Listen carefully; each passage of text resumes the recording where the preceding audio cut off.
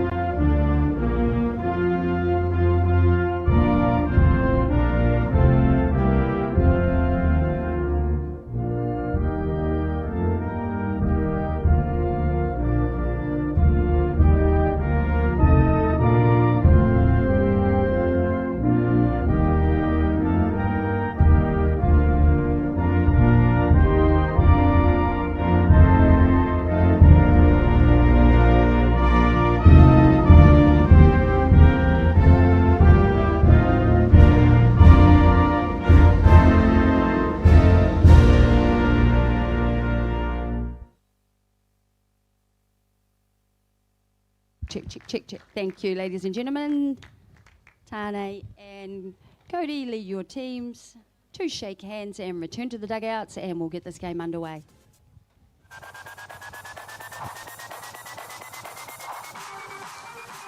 Inga reo, inga mana, tēnā koutou katoa. Nau mai, hara mai ki papai o ia mo te kemu o poi uka.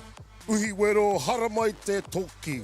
Hongi e, hui e, tāke e. Kia ora koutou, ladies and gentlemen, and welcome to Palmerston North on day 2 of the international series between New Zealand and Australia. It is the U23 Major Sox from New Zealand taking on our visitors from across the Tasman, Australia here. And the big game tonight here, 4:30 kickoff. We had a bit of rain and precipitation over the first day and a half of competition here in Palmerston North, but boy, oh boy, the sun has come out. The guns have come out, and these two teams look simply outstanding. I'm Jason Gerbes, aka Chopper, and luckily for me, I've got in the booth with me one of the very best, the chairman of Softball New Zealand, Hawani Lambert. Kia ora, Hawani. Kia ora, Chopper. Great to be here. Fantastic indeed. Hawani,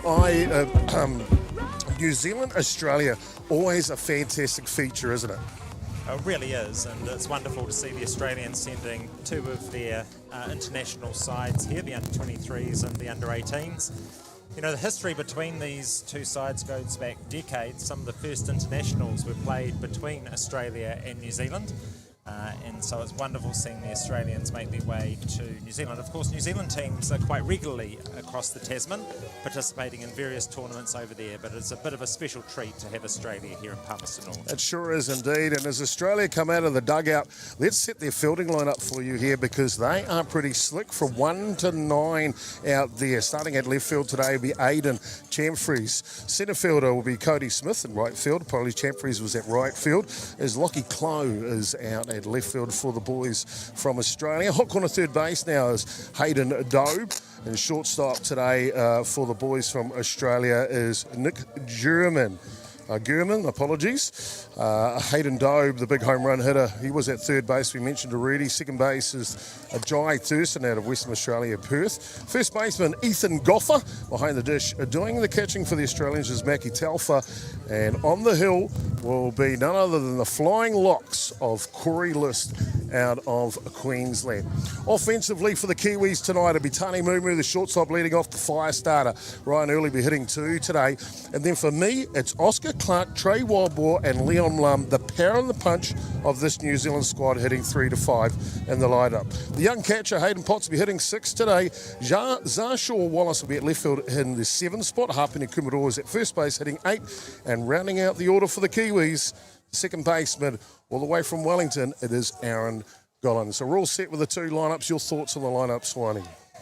Well, they're all looking pretty strong, and of course they've had already an extra innings game in their first test this morning. That game going for about 4 hours because of the rain conditions here at Palmerston North. But these lineups looking pretty tight. I haven't seen these two batteries yet, and so just seeing Corey List open up here.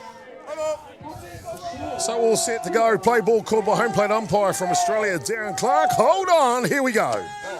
First pitch is down.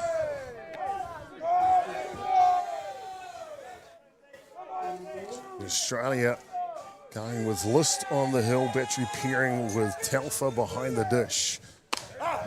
Next pitch is right on the tram line for a strike. Of course, early in this match, Hawani, Corey List from Queensland, Australia, what will he be trying to achieve from the mound? Well, first I think he'll be just sizing up the weather conditions, so you'll see him throwing a rise there. So the wind is coming in across the diamond here in Palmerston. So firstly, I've just been wanting to understand the conditions out here in front. The Australians, you'll see, particularly the middle infielders, they have these armbands on which have their instructions for the game. So the catcher there, you'll just see on his left arm, he's got a large sweatband. That's got a whole lot of information there that's been provided by the coaching staff, just indicating what pitches they want to see pitched against which hitters. So I think Corey, he'll just be wanting to size up the conditions, see how the wind is reacting to each of his pitches, and then he'll be focused firmly on Tāne Mumu, who of course is a Black Sox player. He's in our most senior team. He's a well-accomplished, even at this tender age, player in that New Zealand side. Well, fantastic list, sizing up the competition conditions. Now facing the leadoff hitter, Mumu, who lines one out, and coming forward on his knees is Chamfries to make a fine catch. Well, the Australians will be pleased with that because Tāne Mumu got 2 walks and 2 hits in the first game, reaching base 4 out of 5 times at the plate. So that's a good start from Corey. Going to bring up to bat now the right fielder for New Zealand, Ryan Early out of Auckland.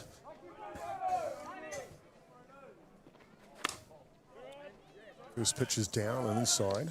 Of course, the early name synonymous with generations of Aucklanders.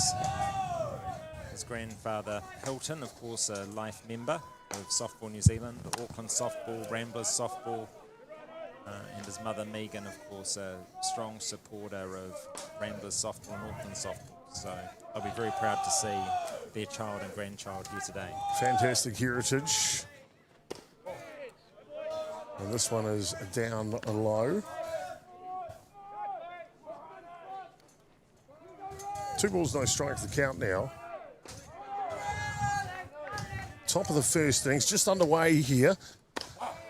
Game number 7 on the schedule in New Zealand and Australia, and time called by the home plate umpire. And just taking care of a bit of plastic. There's been a lot of plastic out this weekend so far, protecting everything from the weather. We're all set to go again. 2-1.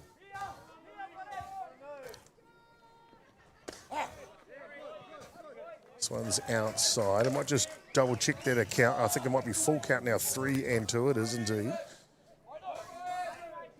So Ryan played in the first test, striking out twice, ground out and a walk, and he picks a walk again.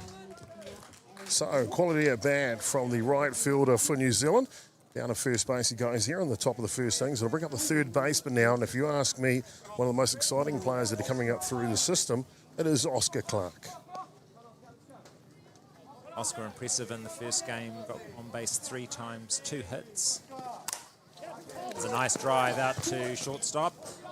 Back in time is early. Now he'll try and go to second base, and he will be rewarded with some hot stepping. But a fine play by the shortstop, Nick German, getting up on that one. Yeah, he'll be a bit disappointed though, wouldn't he? It was a good catch. I'm not even sure the double was on. We'll have a look again. It was a nice drive out to shortstop. Good catches taken there by German, and then you'll see just a wayward throw. There was no play there at all, and he's given up that base unnecessarily. Puts a runner in scoring position for New Zealand. So table is set here in the top of the first innings for the designated player now. The first one goes back to the screen. Down goes early to third base as Trey Wildball steps into the batter's box. So New Zealand now with a runner on third and 2 outs. They started the first test by getting ahead 5-0 early on.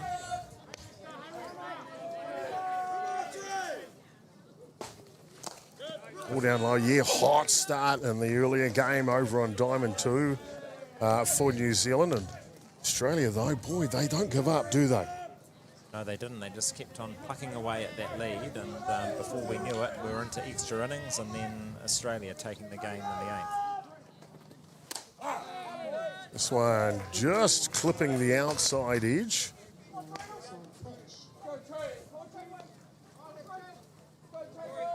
I think that's 2 balls and 1 strike to count now.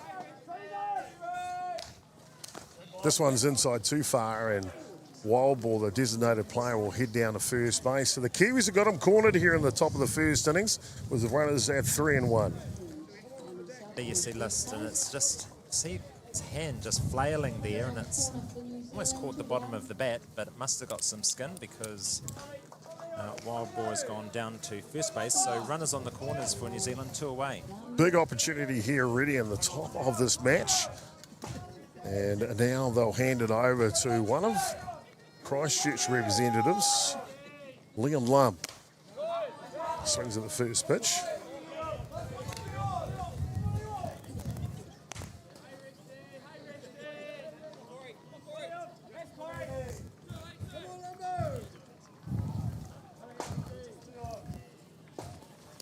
This one's down low. So he levels the count 1-1 here. Big opportunity here, Wani.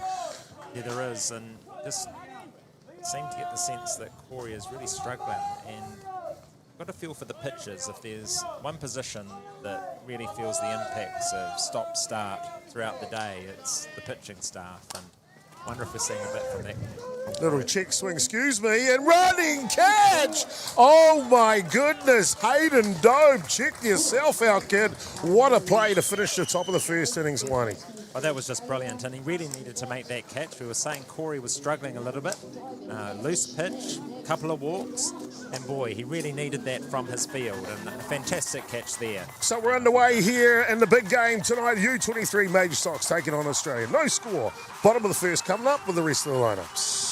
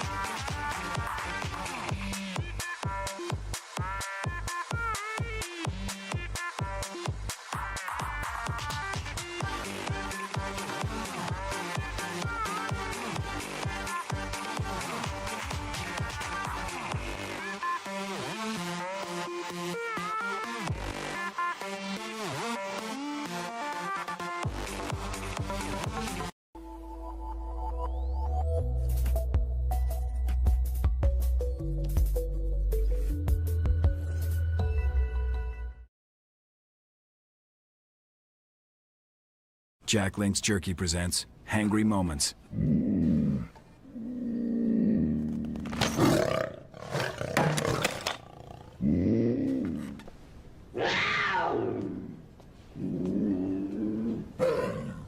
What's your kitty's name? It's a puma.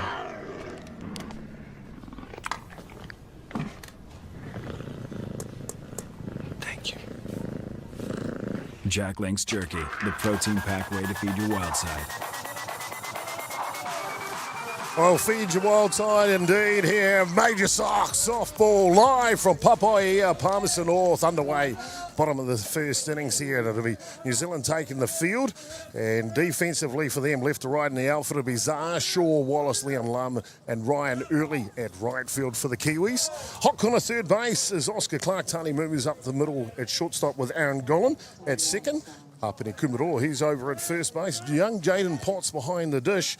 And the big story will come back to him, Jaden Hita on the hill for New Zealand here in this game. Fly ball from the leadoff batter from Australia. He'll be out at centre field is Cody Smith. The rest of the batting order for the Aussies, Corey Liss is hitting 2 today. Hayden Dobe, the home run hitter from the game on Diamond 2 just before. To win that one, basically, he's hitting 3. Aidan Chaffrey's hitting 4 today. Ethan Goffer's in the 5 spot. Nick German is in the 6th spot. Lockie Talfa's in the 7th. Joe Thurston and Lockie Coe round out the batting order for the boys from Australia. This one just slightly inside, and Liss takes that off the elbow guard down to first base. Hit by pitch. I'm Jason Gerbes, aka Chopper. Thank you so much for tuning in this evening. Great to have you along for this live coverage of Softball New Zealand's presentation of the WBSC U23 Men's Oceania Qualifier. Joining me in commentary in this one the whole way through is Hawani Lambert, a very experienced caller, very experienced player, very experienced umpire, very experienced scorer. Is there anything you haven't done, Hawani? The question is, could I do any of those things well? Probably the scoring was all right. Umpiring marginal. Round ball to Clark at third base. He'll make the play at first, but that will allow List over to second. Well, we were talking before about the struggles that List was experiencing on the mound, and already we've had a hit pitch for the young New Zealander, Jaden Hitter. This is a nice ground ball play from New Zealand. Clark across to Kumaroa. and the runner advances down to 2. So Australia now with an opportunity with a runner on 2 and less than 2 out. 2 away, sorry. That brings up to bat Hayden Champneys now, out of Queensland. Right fielder for Australia here this evening. First pitch is right down the pipeline, and wanted to come back to this player, Hawani, Jaden Hita, the local boy from Palmerston North, getting the start for New Zealand. How proud. Well, I know there's a whole lot of Manawatū softball people who have come out from behind the scenes. There's a lot of volunteers here this weekend, but they really want to see this young man do well this afternoon. So lots of excitement around Jaden. Not his first international experience for New Zealand for young Jaden Hita. He was on the pitching staff for the Junior Black Sox who went away to the World Cup in Hermosillo, Mexico a couple of years ago. But now getting an opportunity in the next tier up, Hawaii, the 23s. And it's certainly a development from the old days when I was more involved, where we only had under-19s and the most senior Black Sox team. This level of under-23s is extremely important. Oh. And well, I don't know if you just caught that, ladies and gentlemen, from the home plate umpire, but the New Zealand third base coach comes out of the dugout. Was the wrong one. It has to be the person scheduled to bat last at that point in the game. No, it has to be that person that bats last. So that, yes, it does. So whoever that person that was out, I think it was Hayden, he should have run. Oh, okay, yeah. So fair enough. Yeah, This is a... Well, there you go, Juani. We don't even need to explain that situation that just had. It's luckily very grateful the WBSC and Wiremu Tamaki in charge of the crew here this week, allowing us to mic up the umpires. They just explained to you that you put the wrong courtesy runner out there for the pitcher at second base, and he is ruled out. And that'll do us through one complete. Top of the second coming up next. No score.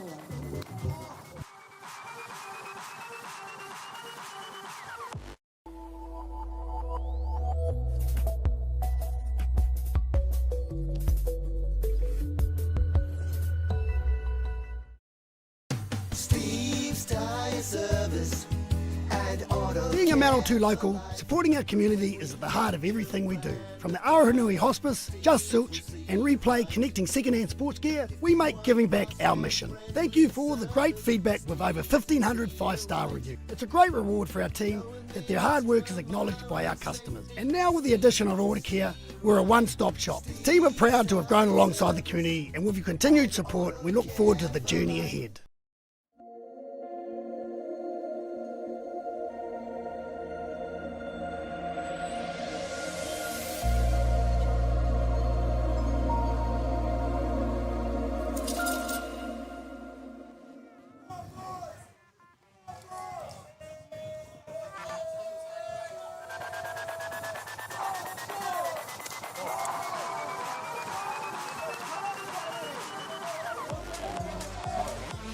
Jaden Potts be followed by Zarshaw Wallace and Hapini Kumaro for the Kiwis as they take on Australia here in the top of the second innings. No score in the match so far. A bit of feeling out through the first innings though, Wani. Yes, there was, and these conditions are starting to be a bit windier, so we've got rid of the rain and now it's the wind that seems to be a bit of a challenge for the pitchers. It's coming across from the third baseline across the diamond. The flags are going left to right, so that'll be just the ongoing challenge for both lists. Oh! Wow, snap play there for the first out. Nice piece from Jaden Potts. Got onto that low outside pitch. Drove it down the first baseline, and a nice catch there from Ethan Goff. So one away here in the left fielder for New Zealand, Zarshaw Wallace will take a pitch on the outside edge for a strike. Zar from the Hutt Valley Association, the Hutt City United club. Again, another player with one of those great softballing pedigrees. Just pulls that one down the line off change up. You're dead right. Of course, the grandson of Naomi Shaw. In my mind, arguably one of the greatest on the side. And, of course, the captain of New Zealand when they won the World Cup.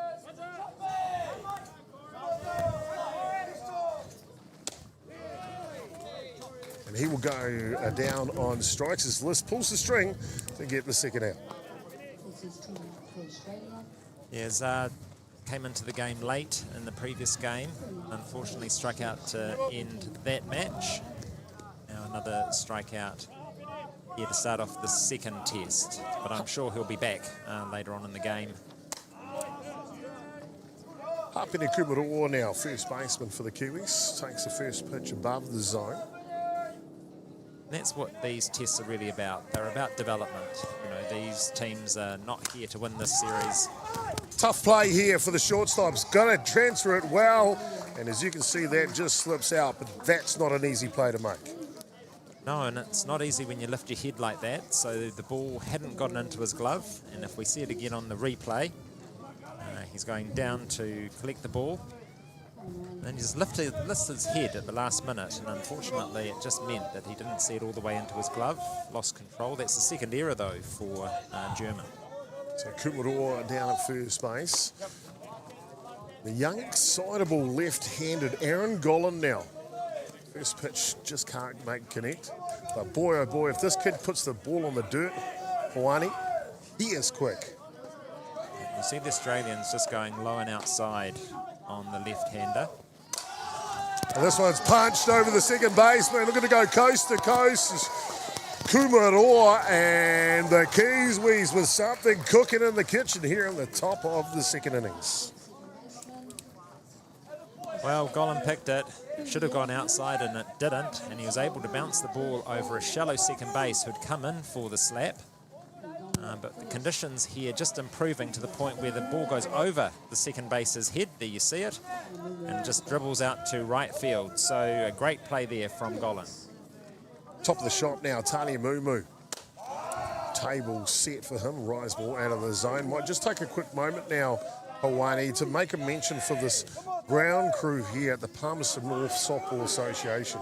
Well, it's extraordinary. I mean, you look at the diamond now, you'd never believe the sort of rain that we've seen over the last 24 hours. And the throw to second goes askew, and the Kiwis will benefit and plate the first run of the ball game here, 1-0. Well, this is a bit sloppy from the Australians, so he didn't really need to throw it down to second base, but chooses to, and it was a very loopy throw. I mean, if he was wanting to get the out, it needed to be flat, it needed to be hard, and it wasn't. And worse than that, it wasn't on target. So New Zealand get their first run, and you see Gollan going down to 3. Pressure play from the Kiwis. And Mumu just off that change-up. Corey List, a heck of a pitcher. He's got a good drop on rise ball, Hawani. But he's got this little funky curve that goes to the outside away from right-handers. I think sometimes that's his best pitch. Nothing worse than a funky curve, Chopper. No. Hard hit ball up the middle. Mumu's on fire, and he will drive in the second run for New Zealand here in the top of the first innings. Well, we talked about his performance in the first test, and he's just carrying on from where he left off, Tane Mumu. So that is his third hit in 2 tests, and it's his 5th time on base. Just doesn't try to do too much with that Mumu. Bottom of the zone, drives it into the ground, straight up the middle. He makes it look really easy, doesn't he? Doesn't he? Ryan Early now takes one outside the zone. The Kiwis have had a good chance to look at Corey List this season. He's played a whole summer here in New Zealand, down in Hutt Valley for the Totara Park Club. Off and running. And the Kiwis are aggressive. Well, they are. Tane Mumu is just so quick around the bases. And with 2 away, Australia would have been expecting that play because New Zealand want to get that runner down into scoring position, especially with Tane there. A safe hit to the outfield, that's another run. So Mumu in scoring position. Early with a 1-1 count now. 2 away, top of the second innings. This one's in the dirt. Good stop behind the dish from Taufa. So Ryan Early's been promoted up the order. He was hitting 9 in the first game. obviously the coaching staff see an opportunity to lift the left-hander up the order. This one cuts on the outside edge. Ryan Early was a squad member for the Junior Black Sox to contend in the World Cup right here in Palmerston North back in 2020. This one's the other way. Stopped at third base. If he makes it, it's brilliant, but it gets away, and the Kiwis, they are pushing the foot to the pedal here. 3 runs to 0. Gosh, this is really uncharacteristic from the Australians. That'll be error number 4 for them in just 2 innings. The ball was driven pretty hard. It was a great grab by the third base. But there we see the throw. It's way off. And that ends up in New Zealand scoring their 3rd run. New Zealand still with the pressure on. You can see Early at second base in scoring position. And Oscar Clark now comes up to bat. Just to finish that thought, I was talking about earlier before, he was a member of the Junior Black Sox at the World Cup here in 2020. Unfortunately, he didn't get to play one game in the lead-up tournament 1 week out from the World Cup. Early breaks his leg, I think leg or arm, one of the two, and unfortunately couldn't take part in the World Cup. Great to see him staying in the system and now here in the 23s. So we talked about Early being promoted up the order, and that'll be why. His ability to drive the ball hard along the ground, move the runner. In that case, he didn't just move him, he scored Mumu around for New Zealand's 3rd run. New Zealand, of course, will be thinking back to that first test where they were 5 runs ahead, 3 runs ahead now. Is that enough? Will Australia come back? Bet your bottom dollar they will. Yeah, without a doubt. They have that ability to graft and grind, do the Aussies. But they're also very, very talented. There's Dobon's shot. He may have had the errant throw to first base, as we mentioned. As that one comes through the zone. 3-1 count. He was the home run hero from the game just finished on Diamond 2. Now, it's been a couple of long days for both of these teams with the rain, the disruption. You know, ball players like routine. They don't like things being out of order, and so that'll be impacting both teams. Full count here, 3-2 now on Clark.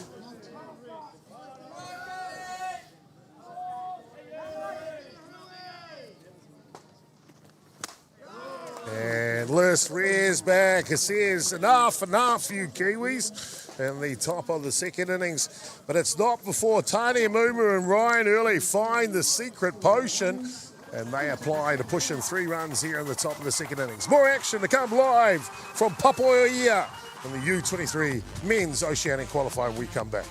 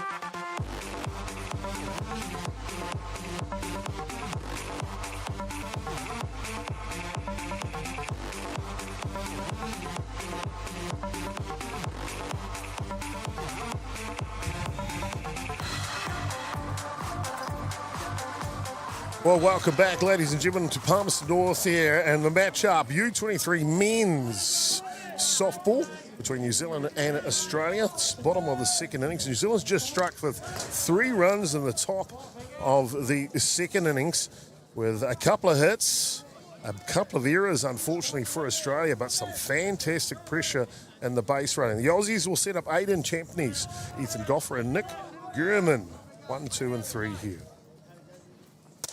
I was saying earlier, Chopper, you know, New Zealand got off to a fire of a start. Actually quite similar in terms of being a mixture of hits and mistakes from the Australians. But the Australians have shown that they can come back. In that case, it was 5 down. They're only 3 behind. We're only in the second inning, so it's very early on. Hard hit ball. And camped underneath it, though, is the left fielder, Zarshaw Wallace, for the first out. So good soft ball from the New Zealanders. Pitches are there or thereabouts from hitter. But, you know, it's good for a pitcher to have 3 runs on the board. You can just be a little bit more relaxed on the mound. Just focus on hitting your spots. You know, and a good spot is one that, you know, gets an out with as few pitches as possible. And it's a good start in the second from hitter. Right, I'll bring up the Queenslander now, Ethan Goffer. Starting first baseman here this evening.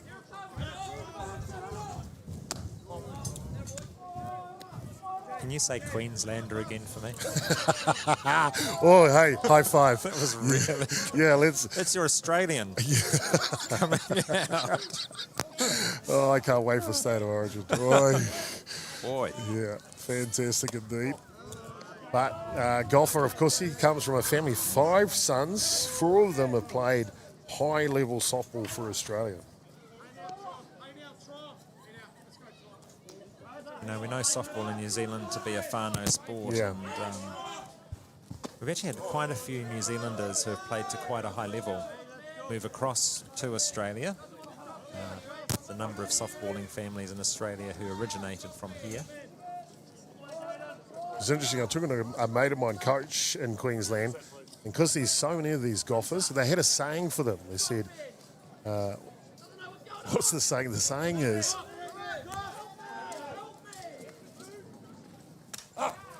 as this one comes down the zone, the saying is, trying to pick these guys up for their teams. And it says, once you get a golfer, you'll have no better offer. So they love them over there.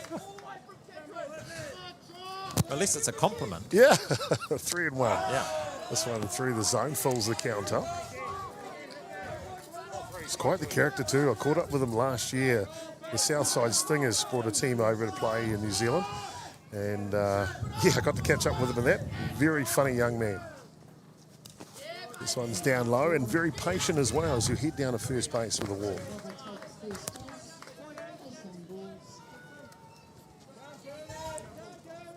So we haven't seen too much pressure on the New Zealand field yet. It'll be interesting to see if they're able to be a bit tidier than the Australians. Wondering to what degree the conditions are affecting the Australian field. You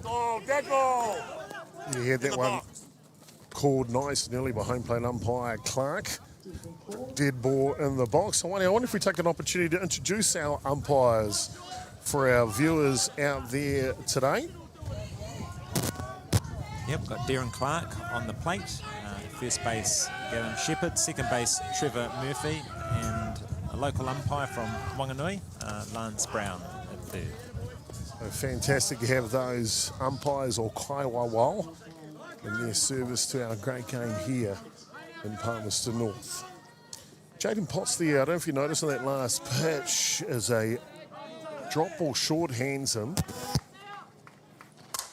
This one's hard hit, but it's sky high. The wind will pull it over a bit.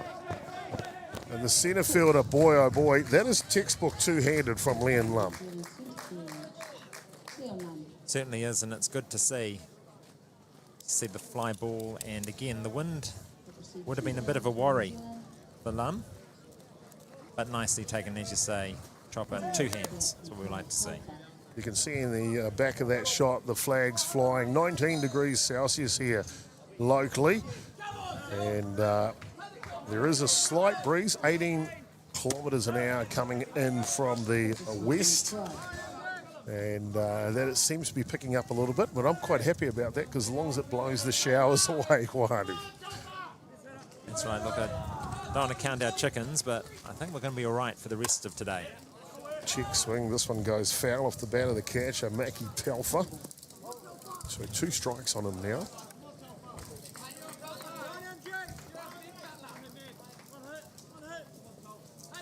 The hitter's had a good start. There's not a lot to him, Chopper, is there? No. However, be aware he has got the heart of a lion, this kid, and the courage of one as well. He's throwing good pace. Must be up around 110, 115.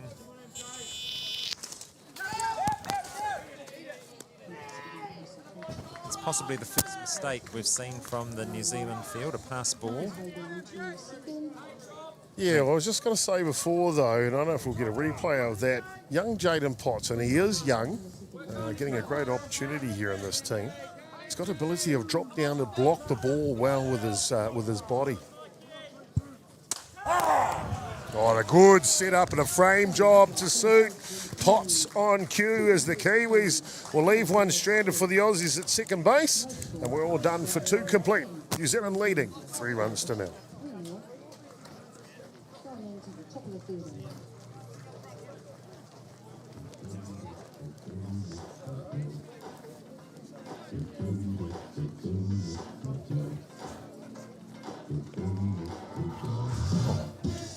Hawani, 3 runs to 0 here. New Zealand, of course, off to a hot start in that second innings. Your impressions of the match so far?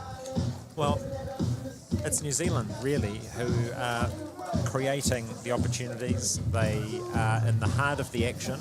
3 runs from 2 hits, forcing 4 errors. On the flip side, Australia, they've had a couple of runners on, but it's a hit pitch, it's a walk.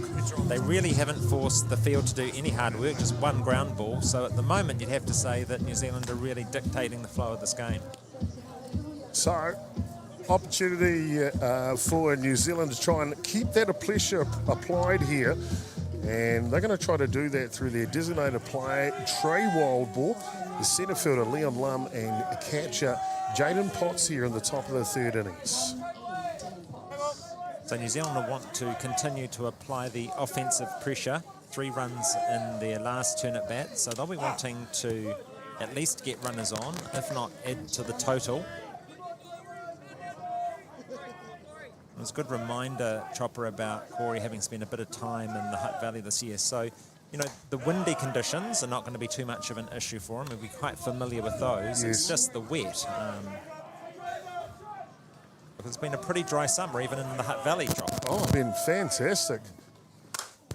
And this one's lined, but boy, oh boy, I tell you what, that Aiden Champneys at right field, he just seems to be the right man in the right place all the time. Yeah, we didn't have to move too much. The ball was hit so hard from Wild Boar. So, look, yes, he went out, but he won't be too upset with the quality of that contact. Liam Lum now flew out to the 3rd baseman on his first at bat. On a fantastic play. Look at the mimic again, but this one will go foul. Young Hayden Doe, boy oh boy, remember he just scaled down the line, diving away from his position to make that catch. It was a great catch, all right, and as you say, he had that home run, but then we also had that error. It's a bunt. Running bunt play, and New Zealand find the key to Pandora's box, and safely down to first base goes Leon Lum. But there's the difference, isn't it? So you put the ball in play, put it on the dirt, force them to pick it up, throw it and catch it, and that's exactly what New Zealand are doing.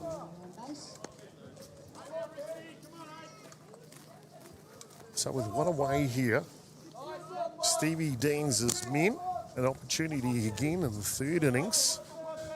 Trying to advance the runner, and they'll do that through the young catcher, Jaden Potts now. Off and running on the first pitch, and he is safe. So New Zealand have showed their intention early on the base pass, haven't they, Wani? And look, I think New Zealand are a bit lucky there, because if that was a good throw, I think Lum would have been taken cold. But they're doing the right thing. They're continuing to dictate terms. They're not going to just sit back and wait for balls to be hit in the air and caught. So New Zealand are really taking it to Australia, and it's a good strategy. 0-1 the count.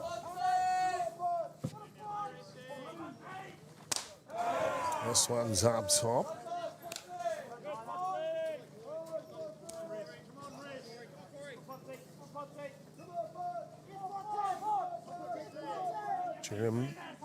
German, apologies, the starting shortstop for Australia.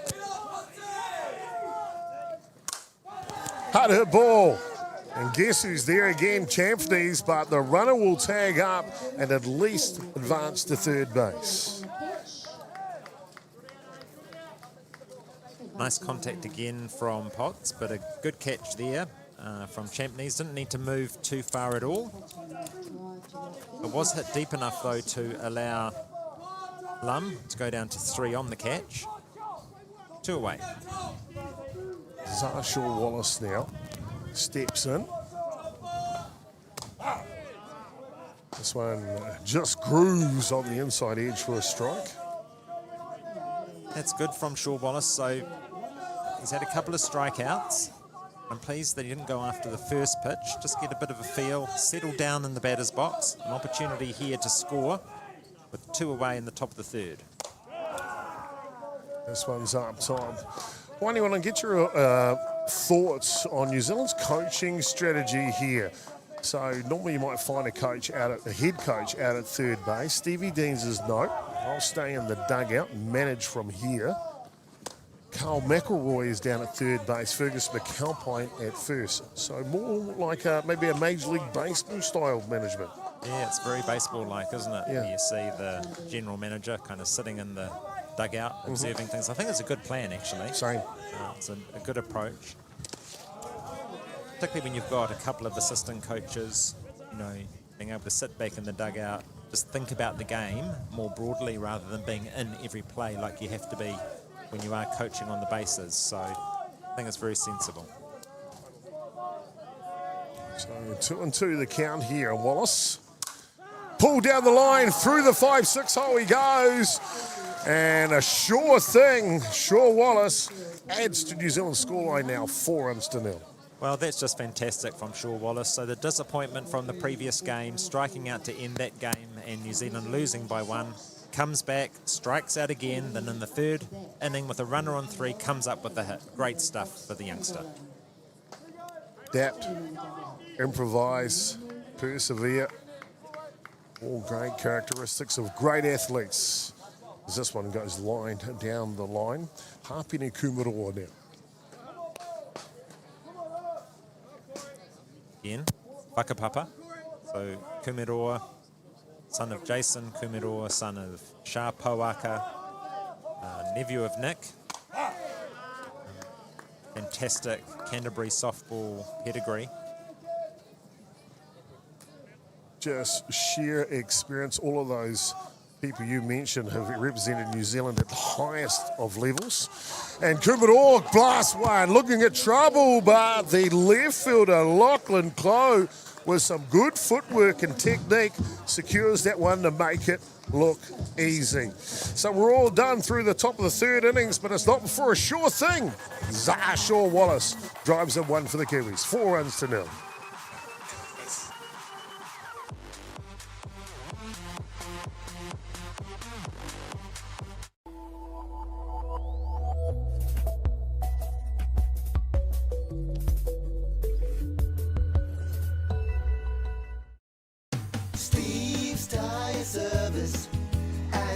Being a Manawatū local, supporting our community is at the heart of everything we do. From the Aotearoa Hospice, Just Zilch, and Replay connecting second-hand sports gear, we make giving back our mission. Thank you for all the great feedback with over 1,500 5-star reviews. It's a great reward for our team that their hard work is acknowledged by our customers. And now with the addition of Order Care, we're a one-stop shop. The team are proud to have grown alongside the community, and with your continued support, we look forward to the journey ahead.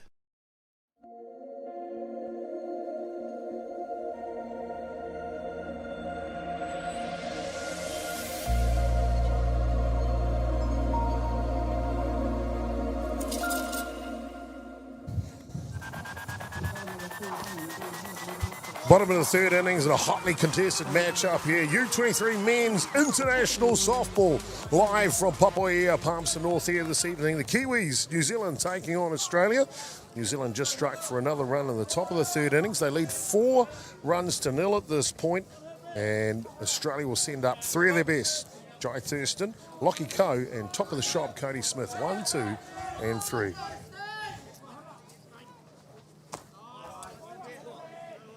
This pitch is down low. Aussies have only sent up 7 batters in the first 2 innings. Hoani, what do they need to do different here to start creating some competition? I think they need to do that. So hit the ball along the ground rather than hitting the ball long and in the air. And basically take a page out of the New Zealanders' book. You know, force plays. Try and force runners on base, and when you're on base, steal bases. Create action. And I think that's what you'll see from them now. You used the term last innings, dictating terms. I like that. Yeah, and that's exactly what Australia have to take away from New Zealanders, and that's a great way to start. Johnny Thurston, the young kid out of Perth, Western Australia. A chance to catch up with him last night momentarily. Was really, really happy to be here.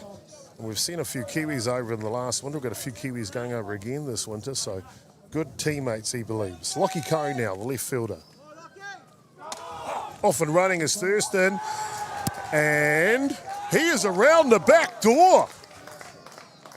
Well, Tane Mumu doesn't agree, and usually when Tane does something like that, he's pretty surprised at the result. We'll see if we can get another shot of that. Yeah, Mumu's there. I was going to say he was cold coming in, but Stevie Deans will go out there to ask the question. A very senior umpire out there, Trevor Murphy from Australia. He's been on the world circuit for a very long time, Hoani, and he's got a great advantage point, so you've got to take his word in that point, don't you? Yeah, and he's not going to change his mind, so I'm not too sure what Stevie's trying to achieve here. I'm even surprised that he's going to ask the question. Well, it's fantastic, and the good thing, though, Hoani, is that these umpires, I like this about our WBSC umpires, they have no egos, they're more than happy to come together, and like in this situation, because they want to make sure they've got the right call, don't they?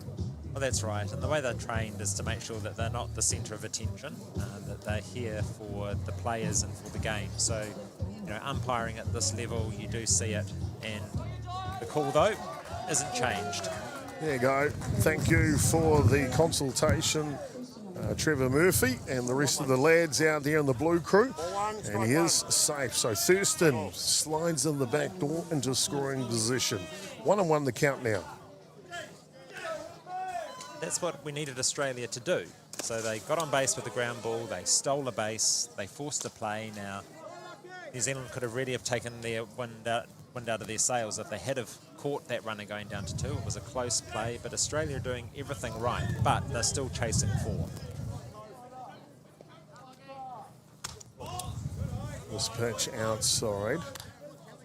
So a hitter's count now for Australia. Lockie Colquhoun.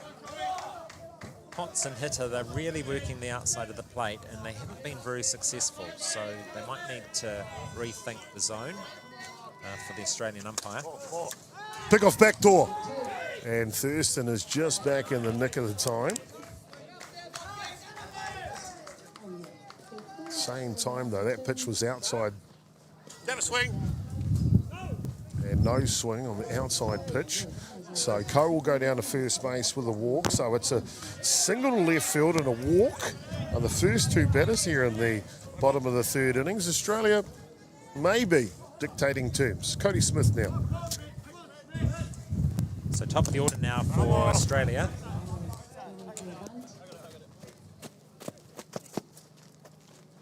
Last time Smith flew out to centre field with some good contact. His first turn at bat. Yeah, you can see how close that play was at second base, can't you? Yeah, I just think Tane's reaction says it all. He got something. Maybe the umpire wasn't well positioned to see it. Running bunt attempt, but it's a steal attempt as well, and bang, into third base. Tane Mumu makes sure of this one. This is close. Well, this is extraordinary. It was a great throw from Potts, but look at this tag from New Zealand. So he is a running fielder trying to grab the ball and hit a moving target with his glove. And you can't quite see it on screen there, but he did everything absolutely correctly. That is a great play from New Zealand. Tane Mumu in the action again, and this time successful. I tell you what, Hawani, I've called quite a lot of Australian games over the years, and that play right there, the double steal, is something they came out with about 5 or 6 years ago, and they've kept doing it. So, wow, didn't come off this time, but aggressive from Australia.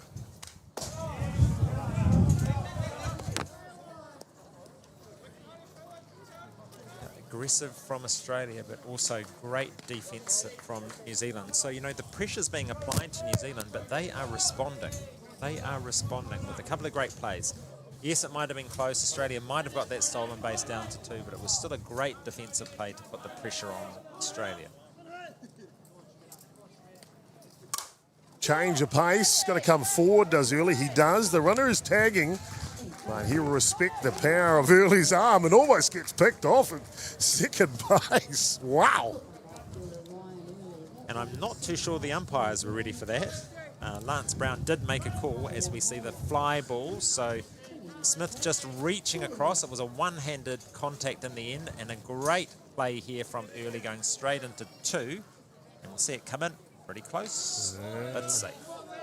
Good call, Lance Brown, third base umpire covering that play. Just a little time called here as one of the kids warming up down the field line, and we've had lots of kids here this weekend coming out to watch not just our major socks in Australia's U23 team, but of course the under-18s and the junior socks are in town, and of course the under-15s, the D-Sox squads for both the boys and the girls are in a town as well, Juan. Creates such a nice vibe around the park. So you've got the young ones watching their role models, battling it out at the highest level. Fills up the ballpark with parents, kids. It's a really great atmosphere, and considering the weather conditions, to have so many people down here watching quality softball is a good thing. Nice thing to do on a Saturday afternoon. The Corey list here arcs around on that one. And a little bit of breeze. You see first base coach for Australia, Stephen Minnick from Saskatchewan, Canada, but been residing in Perth, Australia for a number of years. Got the assistant coaching role this year. Of course, he's joined by Josh McGovern, who's down at third base, very experienced campaigner. Well, actually, he's in the dugout right now because head coach Scotty Sunnelly out of Redlands, Brisbane, the head coach for the 23s program. A big swing over the top of that one from List. The drop ball falling off the table.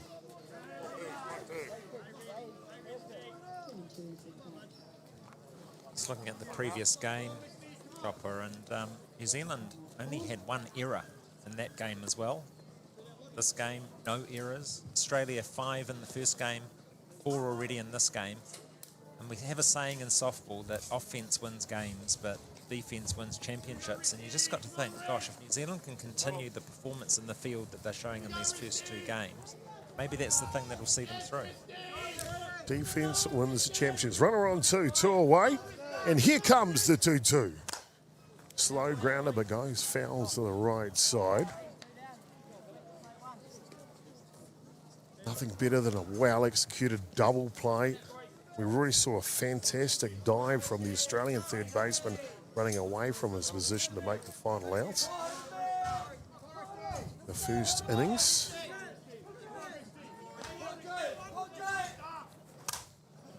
And List just lays back on this one. Goes foul out of play. Scotty Sunnelly from Redlands at third base, the head coach for Australia. He's very experienced. He was in charge, I believe, from memory, he was in charge of the 23 crew that went to Paraná, Argentina for Australia. And of course, they won the championship there. Another foul ball, but a quality at bat here from Corey List, finally. And that's a good reminder, Chopper, of just how good this Australian side are. So for New Zealand to be so competitive against the current world champions, you know, this is a good sight to see for our under-23s in this series. Boy, oh boy, Paraná, Argentina, that World Cup was craziness. The crowd the atmosphere, the bands playing, the barbecues, the huge Argentinian flag at Centrefield. What a carnival atmosphere of softball. And List with his 103rd foul ball in this at-bat. Well, it's a battle, isn't it? Yeah. No, this is important because List knows that chasing 4 as they head into the top of the 4th after this. You know, 1 run will make a difference here. They just need to get on the board. Drop ball down and in and can't get it to stick in the glove of Potts.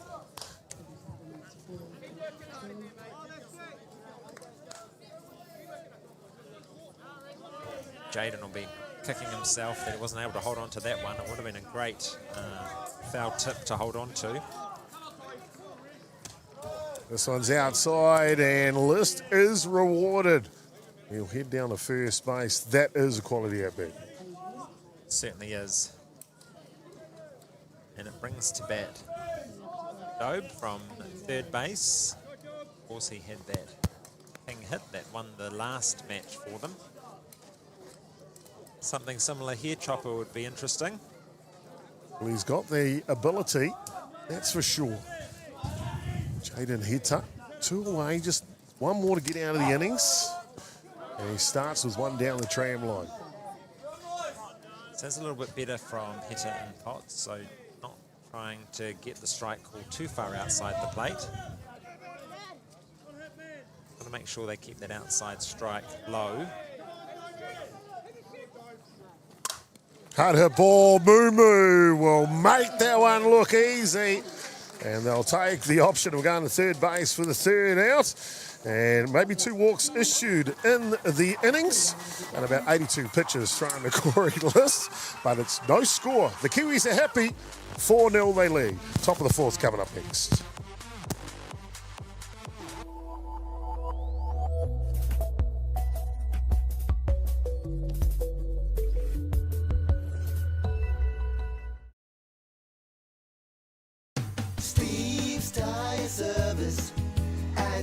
Being a Manawatū local, supporting our community is at the heart of everything we do. From the Aotearoa Hospice, Just Silch and Replay connecting second-hand sports gear, we make giving back our mission. Thank you for all the great feedback with over 1,500 5-star reviews. It's a great reward for our team that their hard work is acknowledged by our customers. And now with the addition of Order Care, we're a one-stop shop. The team are proud to have grown alongside the community, and with your continued support, we look forward to the journey ahead.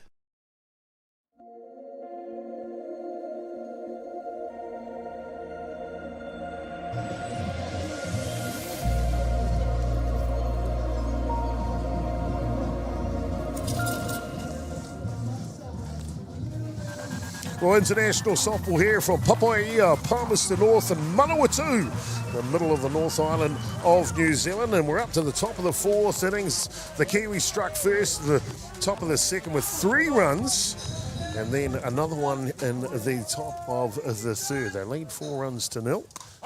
And it'll be the number 9 hitter in the batting order for the Kiwis, Aaron Gollan, who takes his first pitch right down Main Street. Yeah, so we saw last time Aaron managed to get it over the head of the shallow second base, who's come in around about the same depth as the pitcher and first base. What this play really needs, though, is for the pitcher to keep the ball low and outside and force the ball to be grounded out to the third base.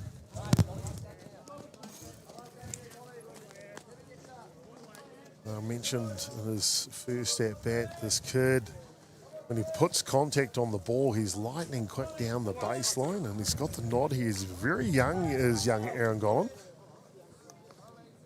Only about 17, I think, years of age, maybe 18 at the most. And here's a slap, and boy, look what I got. The second baseman, Thurston, takes a ricochet off the pitcher List to get the out. Oh, that'll go down as a D14, so it's a driven ball that's been deflected off the pitcher. And a nice little collect here from the second base. There you see it just come off the glove of List into the arms of the second base for Australia. 1 away. Thank you, Wani. Now I know what to write on my scorebook. D14. Thank you. Very good. Top of the shop now, Tani Moo.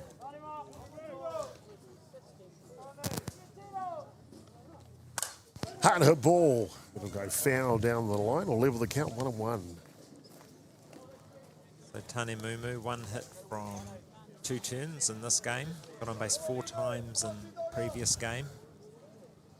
As you'd expect, he's really leading the way for the New Zealand offence. Driven in 2 of the 4 runs for the Kiwis here this evening. And of course, as you just mentioned before, freshly named the New Zealand Black Sox side to go to Prince Albert, and that's why as he drives this up the middle, and watch him fly, here goes Mumu, and easily into second base. Good composure from the shortstop from New Zealand. Gosh, I almost thought he was going to have a go at 3. He is that quick. He is that quick, Mumu, around the bases. Here you see the hit. He's just gone with a lowish outside pitch. That's the sign of a class hitter who can take that out to centre right field. It's a nice sliding collect in for Australia. The ball quickly in. That would have had to have been a good throw actually to get him at 3, but Mumu decides to play it safe and stay at 2. Ryan Early makes a pitch in the dirt, and I just mentioned Mumu just named in the final 16 for New Zealand to head away to Prince Albert, Canada in July this year to contest for the WBSC Men's World Cup. And of course those 16 names, big talking point around New Zealand, who's going to be chosen for the Black Sox. It's such a storied history, isn't it?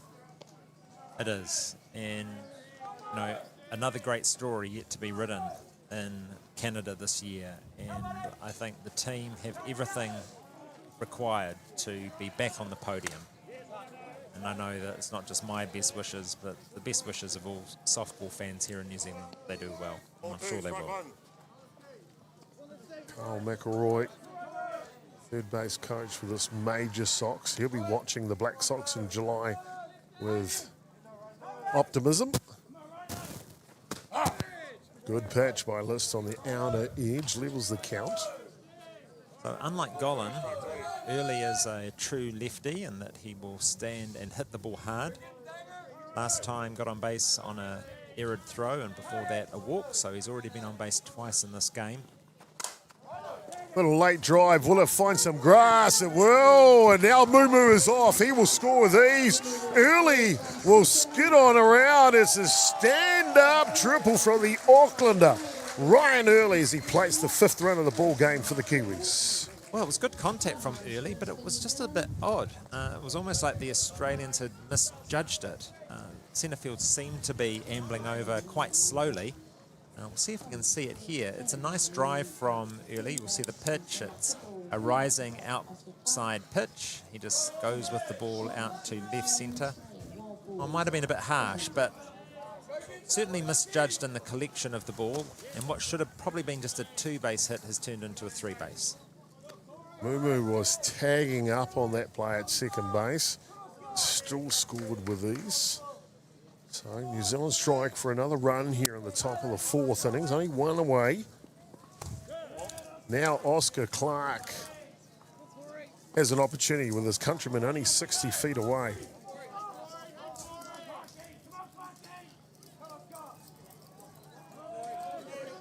List sits back.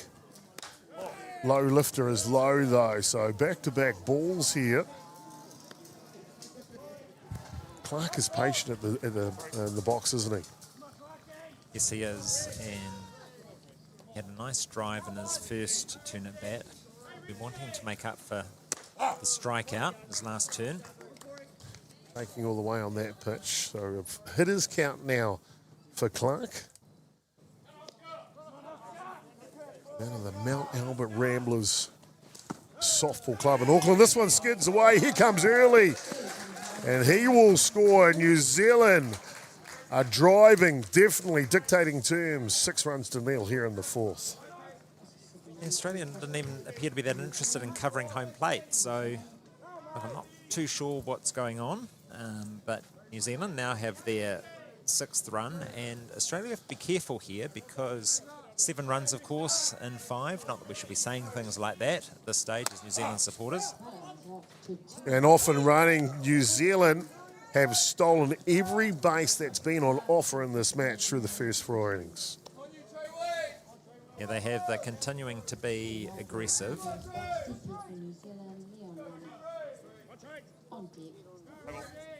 The difference here, though, is that when Australia really leaned into the New Zealand team in their last turn at bat, New Zealand responded strongly on defence. We're not quite seeing it here from the Australians. This one comes on the outside edge against Trey Wildboar.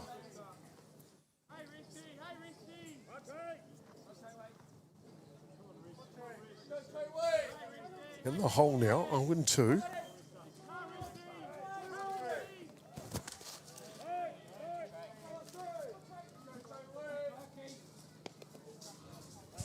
All down low.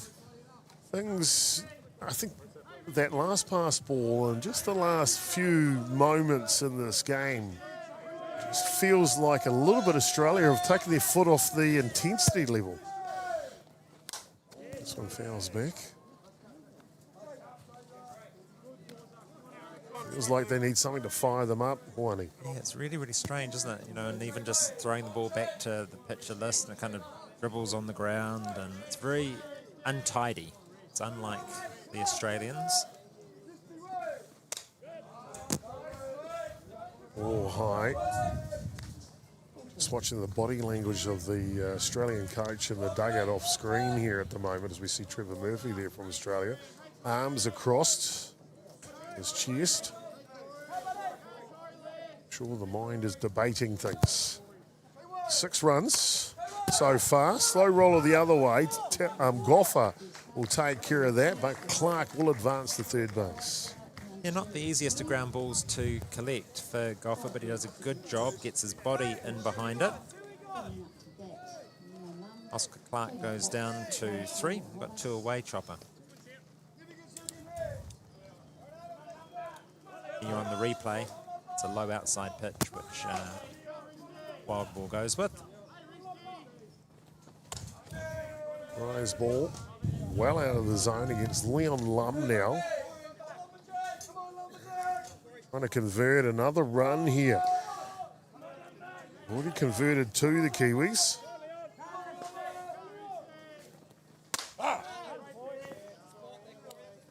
Low lifter on the inside edge is good.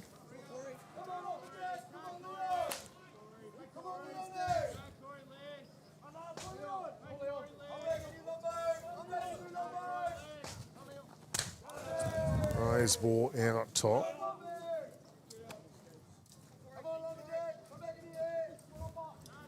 So 2-1 now. And list, I think these are the moments it feels like to me, Hawani, we need your pitcher to just take charge. That one's through the zone.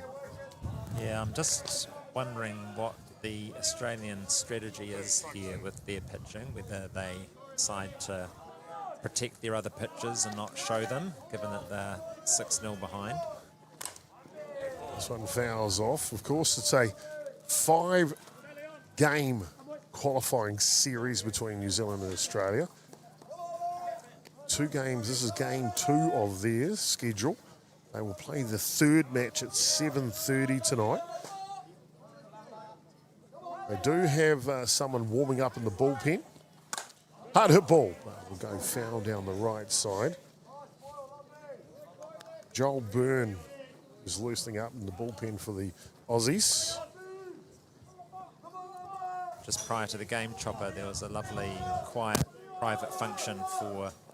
I'll tell you more about in a moment. As we see Lum go down on strikes, but it's not before the Kiwis on a bit of midge and magic. Tane Mumu right early, and Oscar Clark combined for 2 runs. New Zealand lead 6 runs to 0. Bottom 4 coming up next.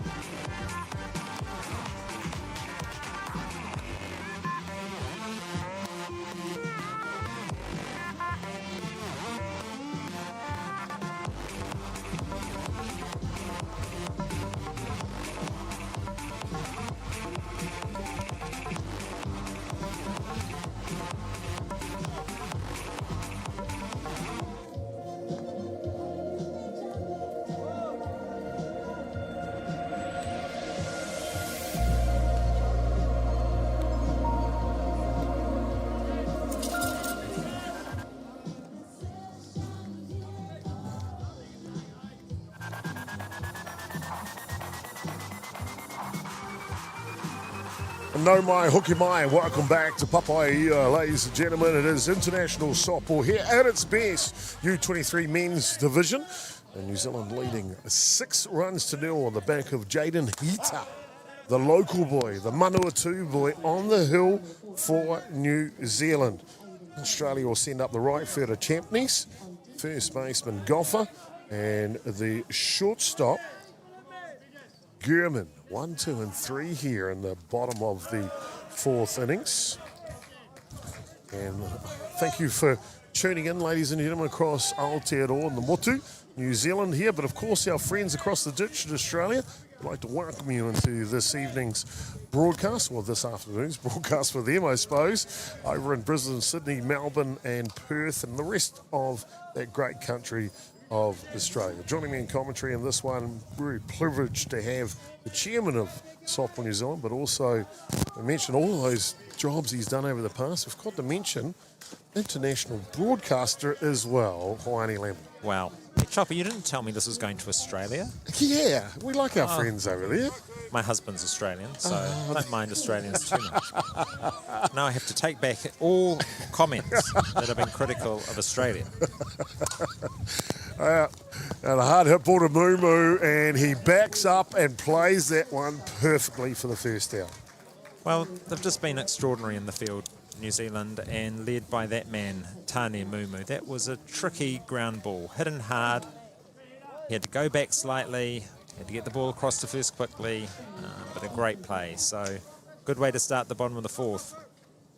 Queenslander Ethan Goffer comes up to bat next. Haven't found out if he plays rugby league in the winter yet. Well, we'll find out for you, Arnie.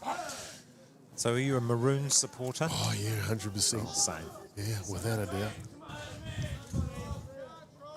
Got a lot of New South Wales friends. My original rugby league club was the Balmain Tigers. Still is, with the Warriors, of course, these days. But Queensland through and through, for sure. I think New Zealanders of a certain generation. We came through that Wally Lewis, Mel Meninga. Oh, how good. Langer. How good.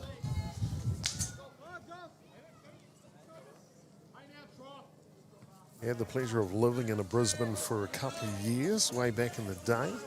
Lots of good friends there. Have good friends in Sydney and Melbourne too before you turn the channel off on supporting Queensland so much, Dringos. But no, great place, Australia. Fantastic. Beautiful beaches. Yeah. Oi. Some of the world's best. Some fouls off. And as tough as we are on Australians, you know, I can't say anything more positive about Softball Australia. Our relationships with their board, relationships between the two officers. Australia have been nothing but a great friend when it comes to helping us develop these players and develop our sport. So a big thank you to them. Long history of collaboration between two federations, New Zealand and Australia. Of course, we all remember back in the day when New Zealand were, I'm not going to say above Australia when it comes to standard of softball. It was a hard hit ball from Goffer up the middle, but the Black Sox were about 5 steps above Australia in those days. They opened their arms to bring the Aussies into New Zealand's program playing, and we've seen the fruit of those generosity at that time. And now Aussie, they are kind of leading the pack a bit, and they're doing the same back. So it's great to see. It's a great relationship with Australia, and long may it continue. And having opportunities like this to have a number of New Zealand, Australian sides be hosted here for these types of test series, we're really keen to see these become an annual event. Shortstop now, Nick Gerbes. This one buckles the knee on the inside edge. One away here, Goffer down at first base. So the key here for hitter and Potts is to continue to spread out the hits from Australia. So this is just the second hit that Australia have got in this game. And now they just need to do what they did in the last inning. Now back it up with some continued pressure on the batters, collect those outs through ground balls, fly balls. I think we've only had 1 strikeout so far from hitter. Yeah, he's normally a drop ball pitcher, as in a ground ball out pitcher. So as you mentioned, he's not a power pitcher. But sometimes he can gear it up just a little like that pitch for the outs. Well, I think he heard us and got a bit brassed off, didn't he? He's like, well, I'll give you one strikeout. Here's another one. Yeah. But one thing that he does have, though, young Jaden Heta, the Manawatū boy, pitching for New Zealand, is he has good control. And that's key, isn't it? Well, it is, and what you've seen from Potts and Hitter is that they've continued to adjust their zone. So you saw earlier they were going outside like they have there, umpire's not calling them. They'll just work their way around the zone, and it is very controlled. So you're right, may not be the same power, but certainly there's a lot of control. Very young battery team here for New Zealand. I'm not going to say if you add their ages, collectively they're under 23, but they're not far off it. And Jaden Potts, I'm pretty sure he's only about 17, and Hita, I think he might be 18 at most.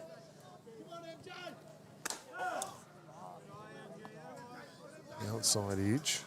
Umpire's been very consistent. Hasn't he? Darren Clark out of Brisbane, Australia. Great to have his services here. This one just a little bit outside. 3-1 in the camp now. I think we've just got to be careful here. You don't want to bring it too much closer. Telfer ready. This one pulls in on the inside edge, but this is a good example of this control. We saw outside out, so then cutting on his hands. But it's the consistency to be able to deliver that pitch to the spot called by Potts behind the dish, isn't it? Yep.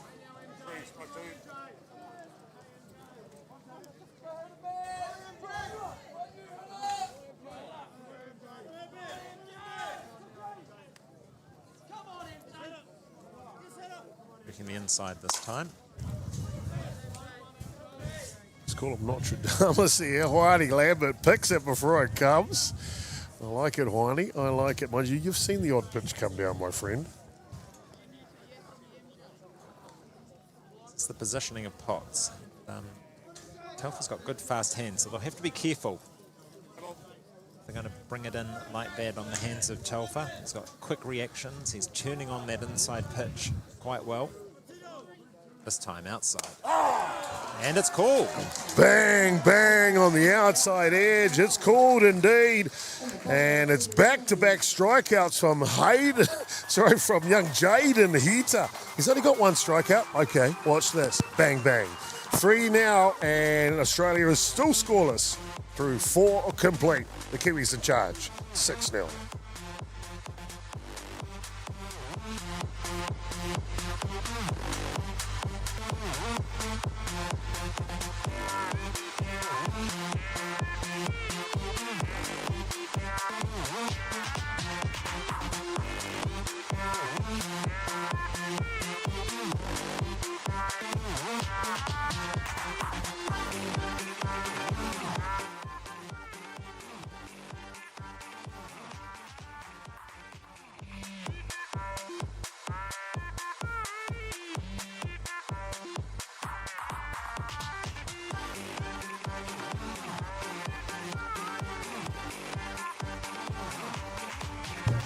Well, welcome back, ladies and gentlemen. Papua here, of course, the big one coming up, July 8 to 13, Prince Albert in Canada.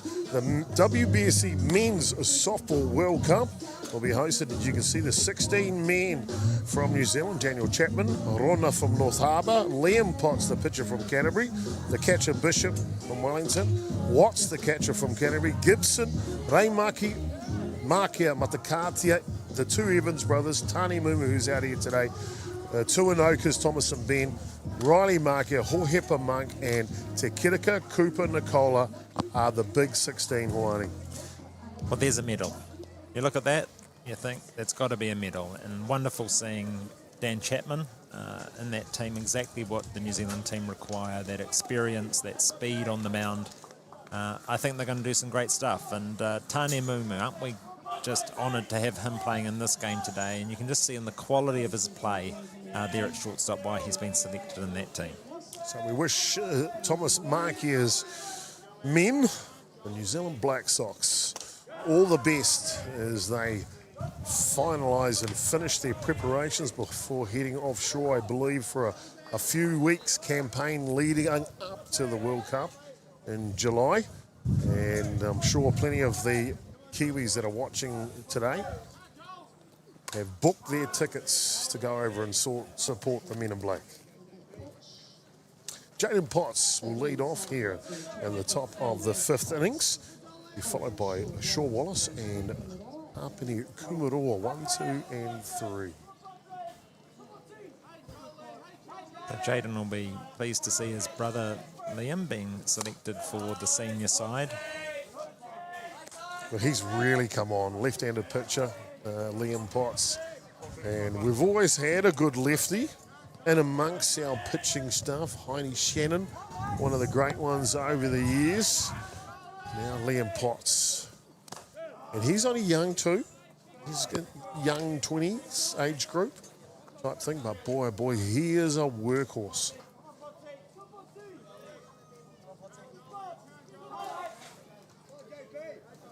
So Potts trying to find his way on.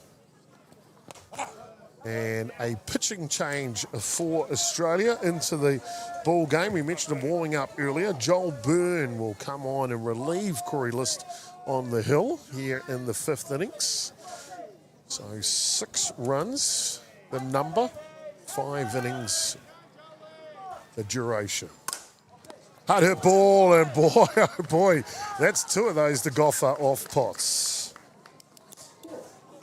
Yeah, so great grab there from Goffer on first base. Interesting decision to bring Byrne in at this stage, and I'm just wondering, Chopper, if this is trying to build back Byrne's confidence. He started the first test and gave up a few runs, so maybe that's the idea here, is just to give him a few innings to regain his confidence. Got to see a bit of Joel Byrne this summer in New Zealand. Came out and played for club side in the 04 region. And good to see there's again like an unofficial way where our 2 countries are supporting each other, isn't it?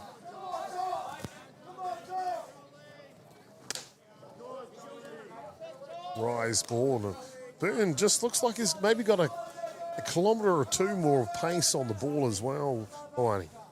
Yeah, and a very good rise ball, you can see there.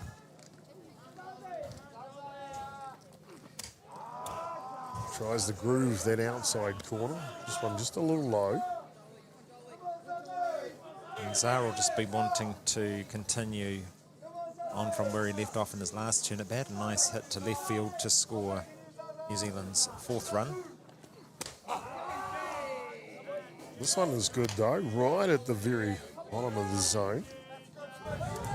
Yeah, you can see Australia at the end of their last turn at bat, they weren't all that happy with that outside strike being called by the Blue. They felt that he hadn't been calling them up to that point. Hard hit ball, it comes off one glove, goes into another, and the throw isn't too shabby, and a bang play at first base. Wallace is safe. Well, this was a close call. Zar was a bit slow off the mark. The ball deflected off the third base to the shortstop, and here we see the play coming into first base and called safe. Always tough, those ones to call when the sun is going down in the twilight hours of the day. The Kiwis benefit with a runner at first base here. That'll bring up to bat the first baseman, Hapini Kumaroa. Got on via an error on the shortstop in the 2nd innings, and then lined one to left field in the 3rd.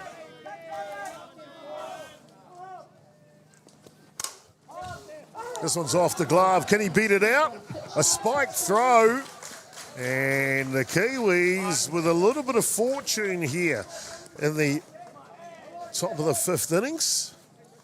Well, the Australians are a bit all over the place. It was a firmly hit ball back to the pitcher, but he should have grabbed it. He still had time though once he'd pulled it in. If he had made a good throw down to first, can he do that? No, he can't. So it's gone into the dirt, and New Zealand now with runners on 1 and 2 They're 6-0 ahead.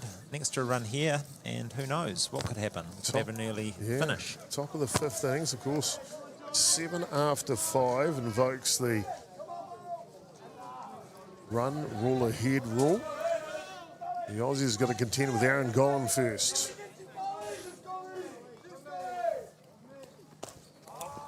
Ball down low, it bobbled, and Shaw Wallace, he was going on the pitch.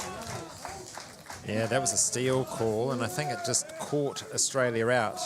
Telfer wasn't really anticipating it. I think he might have lost the ball anyway. Good running from Australia and good aggression from New Zealand. So now, New Zealand with 2 runners in scoring position here. Maybe with a solid stroke from the left-hander, Gollan, but only will they get the margin of 7, maybe an assurance of 8. No swing on that last pitch.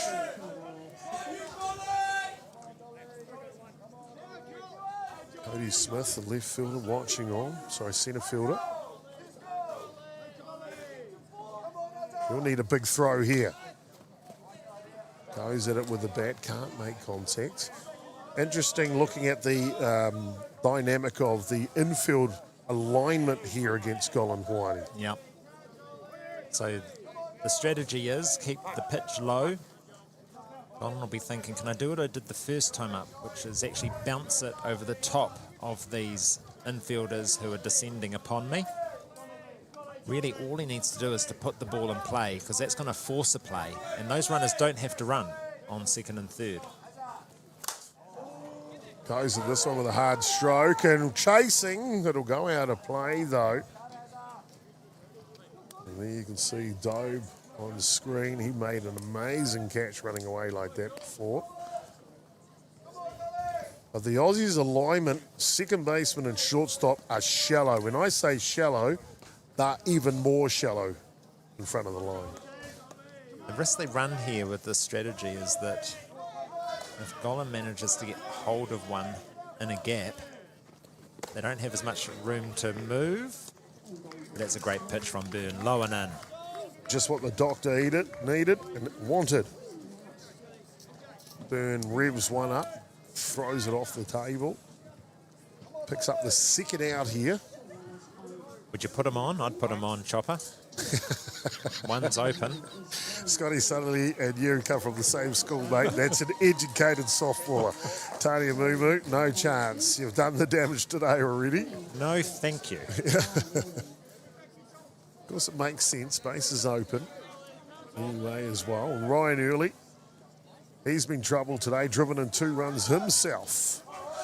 Forced an error in the second inning off the third baseman's throw. And then the stand-up triple to left field. Yeah, I don't understand this defensive strategy here. So there's 2 away. Early is not a slapper.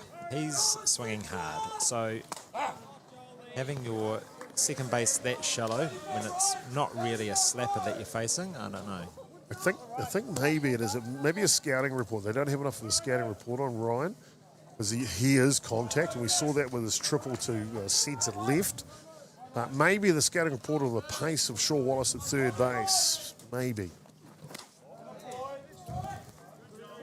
This one misses inside. So 1-1 the count on Early. And sometimes you employ this tactic if you want to put psychological pressure on the hitter. You can see the second baseman, Jai Thurston, well in. Usually 2 down, we're sitting back because just field the ground ball. You've got your choice as to where you throw it. Yeah, you've got more range, right? Yep, you're not forced to make the play at home. We'll see. Well, Joel Burns not paying any attention. He wants to sit him down at the plate.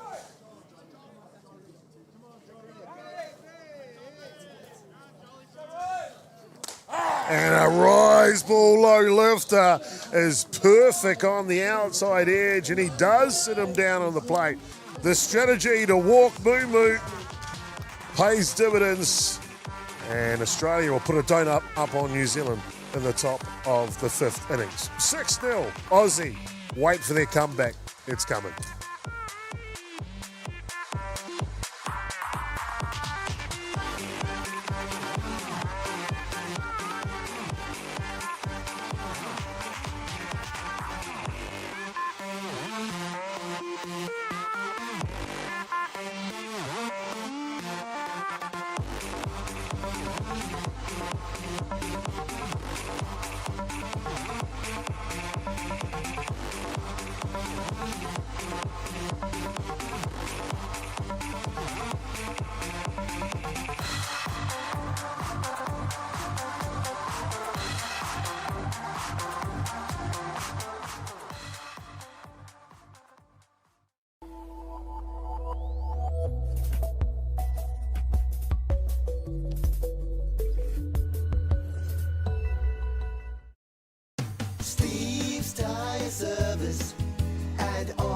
Manawatū local, supporting our community is at the heart of everything we do. From the Aotearoa Hospice, Just Silch and Replay connecting second-hand sports gear, we make giving back our mission. Thank you for all the great feedback with over 1,500 5-star reviews. It's a great reward for our team that their hard work is acknowledged by our customers. And now with the addition of Order Care, we're a one-stop shop. The team are proud to have grown alongside the community, and with your continued support, we look forward to the journey ahead.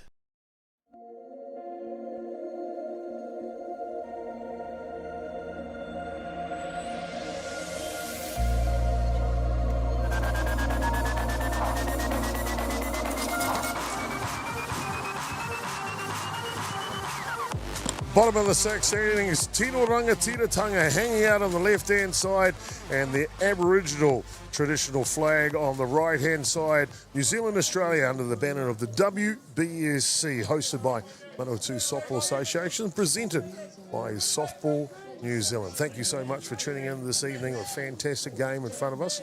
New Zealand leading 6-0 in the bottom of the fifth innings. And New Zealand will make a change on the hill. Jaden Presley will get an opportunity to show what he can do as the young starting pitcher, Jaden Hitter. What a 5 innings of work from him, Oani.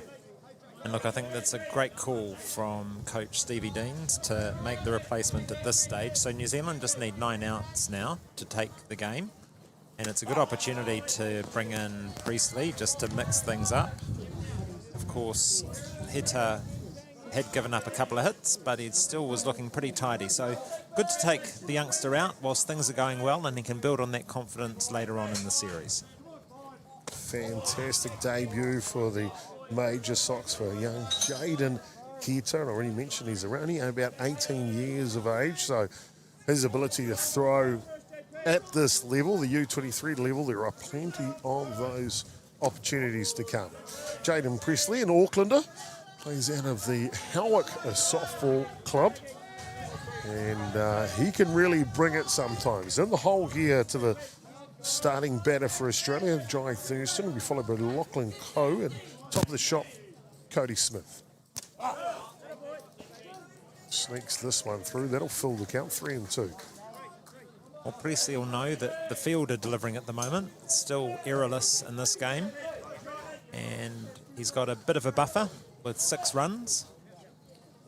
So it's a pretty good time to come in and just focus on movement, being accurate.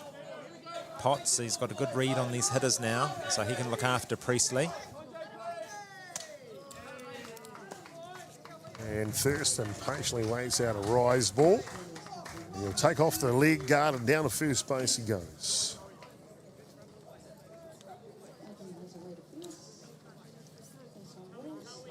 So Australia start off the bottom of the fifth exactly how they wanted it. Hawaii, their lead-off batter getting on.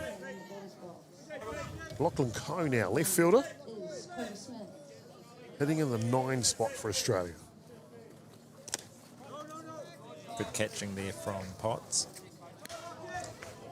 So we just want to settle Presley down.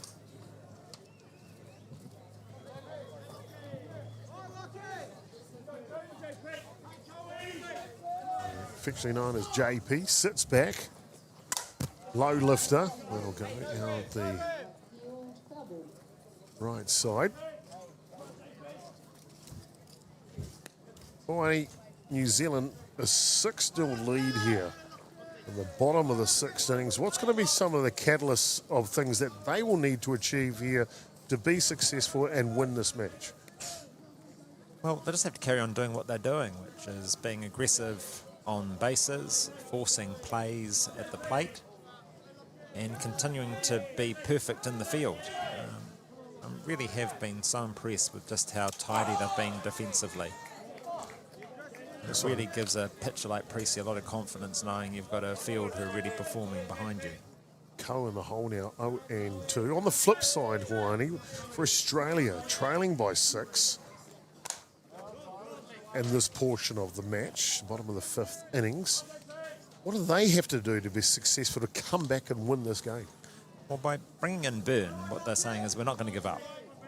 And what I think they'll be wanting to achieve is to at least get a few runs before this game ends, so that when they go into the next match, they're doing so on the basis that they've come out with a little bit more success with the bat. Well, Presley decides to take care of that banner with a strikeout on the outside edge. Nice drop ball there from Presley, and he needs to continue doing that. So you don't want to get the ball too much in the middle of the zone with these hitters. They're too good for that, and before you know it, things could unravel. Cody Smith now, first time seeing Jaden McCabe Presley. Allows that one to come through the zone. 2 fly ball outs for the top order batter for Australia. One to centre, one to right. Pick-off attempt to first base, and the tag isn't that hospitable, and nothing malice about it whatsoever, but that's not fun. Oh, Look right. at the smile on his face. Johnny Thurston, what a character.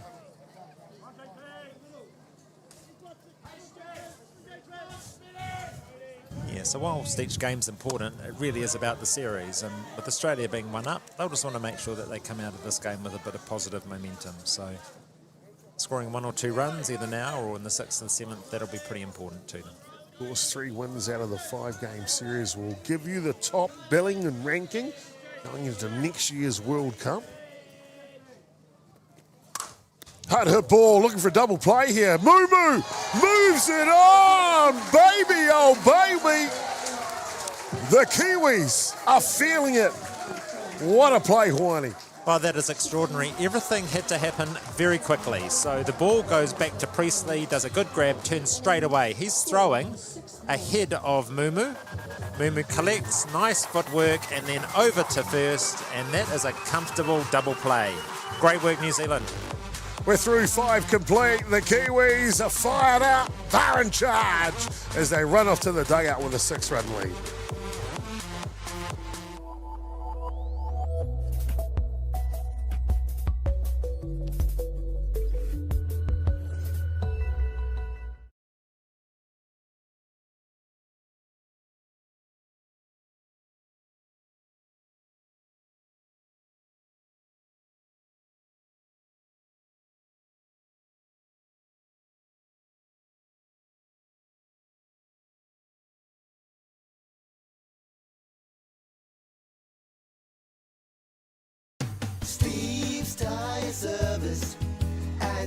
Being a Manawatū local, supporting our community is at the heart of everything we do. From the Aotearoa Hospice, Just Zilch, and Replay connecting second-hand sports gear, we make giving back our mission. Thank you for all the great feedback with over 1,500 5-star reviews. It's a great reward for our team that their hard work is acknowledged by our customers. And now with the addition of Order Care, we're a one-stop shop. The team are proud to have grown alongside the community, and with your continued support, we look forward to the journey ahead.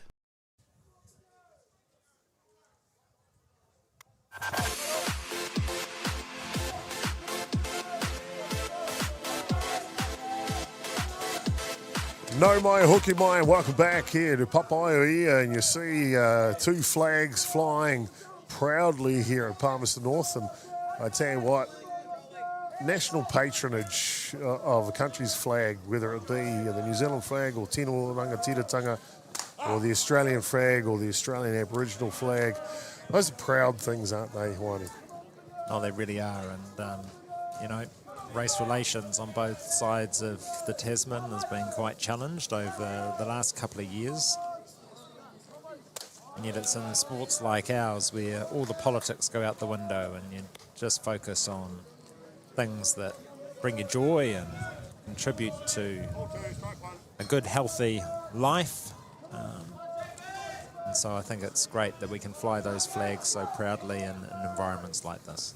It is indeed. Acceptance, celebration, togetherness, beautiful parts of the human race. Ryan Early will watch Oscar Clark lead off here for New Zealand, and Trey Wobb will follow him, and then Leon Alam. Maybe an opportunity for a pinch hit.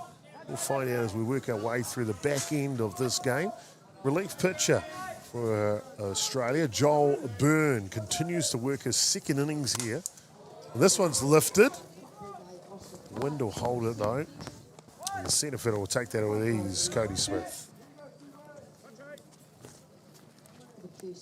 Yeah, Oscar making some good contact there.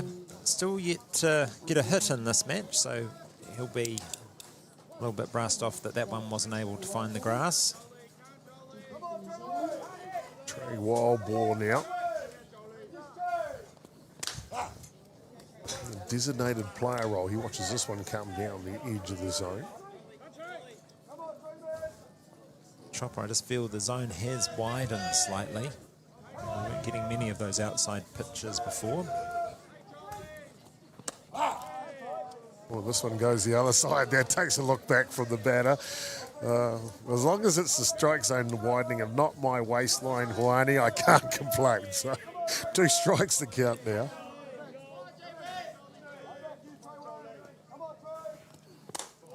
This one's out. Joel Byrne, you look at his demeanour on the mound. He's all business, isn't he? Oh, he really is, and I wouldn't like to be an umpire on the wrong side of him, because he really does glare at you if he's not happy with how you're calling. A lot of effort into his pitches. I haven't had the pleasure of getting to meet him properly yet, but I've heard the reports. He's a fantastic teammate. Outside. So full count now to the designated player for New Zealand. Trey walked first time up in the first. It's flown out to right field, ground ball to first. And this time he decides to punch it through the 5-6. I'll just set on that outside drop ball and punished it.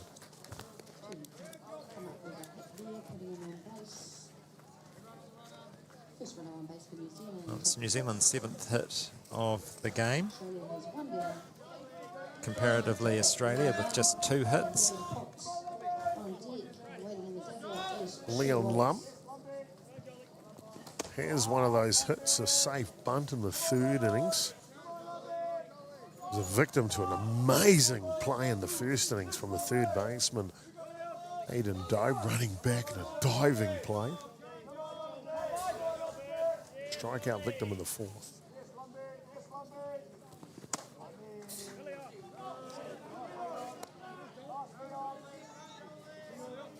That one just missing. The Kai Apparel pitcher for Australia. Just taking his time here.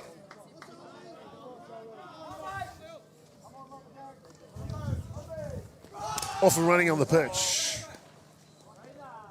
Boy, New Zealand, they don't stop, do they, Huani? No, they've been aggressive right from the beginning of this match, and it continues. I just get the feeling this is going to be the tone that they'll be taking right through this series. 2-1. A little push play there. That would have worked a charm. Second baseman Thurston, as soon as he showed up to bunt, broke for first base. If he'd made contact, that was an open door to the outfield if he'd had dribbled it through there. Straight back, double play ball. 1. The footwork not quite there, but they'll get the lead runner, does Australia. That was telling, wasn't it, Chopper? I mean, it was a very similar play to what New Zealand had to end the last inning, but everything just seemed a bit slower. So the ball got back to the pitcher about the same pace, but the shortstop, the transition from the pitcher, the throw was slower, it wasn't as sharp, the footwork wasn't there, weren't able to turn the double. And there I think you see just the difference between these two sides in this match. Just defensively, New Zealand maybe with the edge here this weekend, and I'm sure Scotty Sunnelly, head coach for Australia, will be looking to address that later before Game 3 tonight for them. Of course, that one's scheduled for 7:30 tonight. Get a little dinner break. Off and running New Zealand again, and they swipe that with ease. The throw is ajar, and the door's open enough for New Zealand to go down to third base. Oh, New Zealand continuing to apply the pressure, forcing pressure on the throw, which was wayward. Wasn't able to be collected, and Lum is fast, and so he was quickly down to third base. Jaden Potts now. 2 balls, hit his count, best opportunity for him. Was underneath the zone.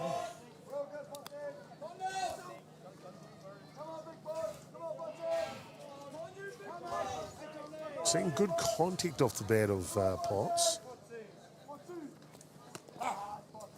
Just no ability, hasn't had the ability to get safe. And I think it's one of those things you were talking about earlier. I forget who was the batter, but the contact was good. Even though the result may have not have come his way, that particular at bat, the contact was good. Yeah, you're right, Jaden. He's had a couple of nice drives all to the right-hand side of the field and another hit. Well, nothing wrong with that contact again there. And this one, this time it's straight up the middle. And Lum will come in and cross for the 7th run of the ball game for New Zealand here in the top of the 6th innings. That's a great response from Potts. We were saying he was making good contact, and there made good contact again. Just this time there wasn't a fielder in the way. So he scores Lum from third base, and New Zealand up by 7. That's exactly what you were talking about, Hawani, and you couldn't have put it better. And you said that comment about the second innings of one of the New Zealand batters. I think it was like Oscar Clark or something, and about that contact. And that's it, isn't it? You keep on contacting the ball well. As Shaw Wallace contacts this one well down the line, good things are going to come. Yeah. So they will have the courtesy runner for the catcher, Potts at first base, and it'll actually be Leon Lum. So after he crosses home plate, your job's not done, sir. Back you go. So he's running at first base now. You know, you don't want to draw too many conclusions after just a couple of matches, but you get the feeling that Australia might just have the advantage of pitches with pace. New Zealand might just have an advantage with fielding. In terms of hitting, though, I think that's where it's 50-50. Yeah. And really does depend on who's able to make good contact, string the hits together. So that's something else New Zealand have been able to do, is to make sure they've got rallies going, that they're not leaving too many batters stranded. And that's what when we get to the bottom of the 6th innings, not there yet, but when we do that, I would like to see someone from this Australian lineup to be the spark plug. Normally there's a spark plug in them somewhere just to ignite their offence, because once they get a roll on, they are dangerous, aren't they, Guani? Well, they are. And, you know, the vulnerability for New Zealand is that, you know, once Australia get on top of them, you know, we haven't seen it yet. But if they do, how will New Zealand respond? Yeah. Will they be able to fight back? So we know Australia can. Yes. They did that in the first match. But what happens when Australia gets ahead early? How will New Zealand respond? Yeah. Interesting moments to come as Shaw Wallace continues. Full count on him. 2 hits today for Wallace. And this time he'll wait out a walk. So a good day for the left fielder from New Zealand. Be happy with that. An RBI to his credit as well. The youngster from Hutt Valley. Well, we mentioned Czar's disappointment at the end of that first game, but I can tell you that whole New Zealand team were a bit brassed off.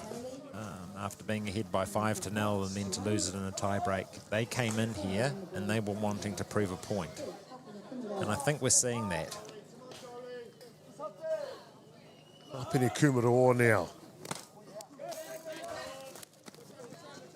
This one skids away, so the Kiwis will put both runners in scoring position now. It's insurance run time for sure, because we know Australia are going to come out with at least a 7-run margin. If they can't pick up those runs, the game will terminate at the bottom of the 6th innings. So they daren't give up any more runs here, Hawani.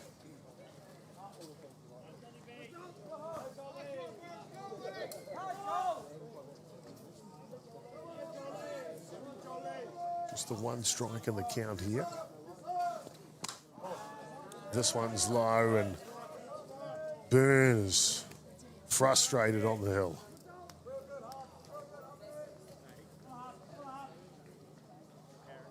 Goffer, first baseman. Couple of fine defensive plays from him tonight. full swing from Kumanoa. He's not far off it, is he? Not far off it at all. Tell you what, that was looking to book its own airline ticket out of here. 1 ball, 2 strikes now. Byrne doesn't back down, trust me. High chance this one bangs him on the inside hands. Well, we'll go outside again. Oh, but it's a little extra oomph. You heard that, Juani, you heard that, didn't you? Sure did. It was a great pitch from Byrne and really getting one back on the New Zealand hitters. It was a bit of a crazy inning for Byrne with a walk, a wild pitch, hits given away, but he certainly had a good response there to Kumanoa to retire him after New Zealand's 6th turn at bat. Well, the New Zealand catcher, Jaden Potts, gives them the margin, drives that one up the middle. They lead by 7, New Zealand. 3 outs for the ball game when they come back at the bottom of the 6th underneath our national flags.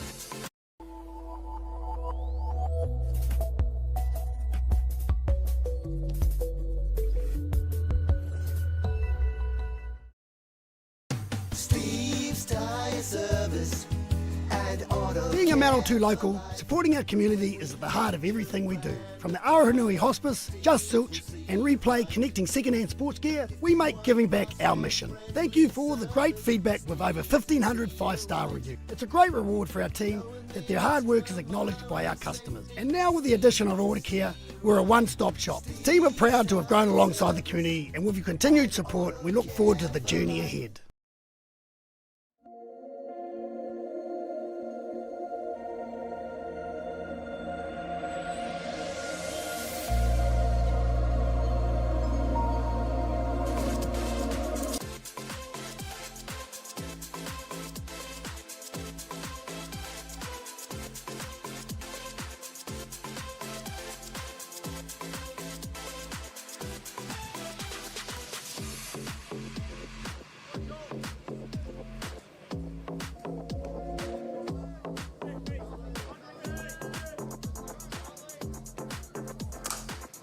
Welcome back, ladies and gentlemen, and Australia will greet us here in the bottom of the 6th innings with a lead-off single. They trail by 7 runs to New Zealand.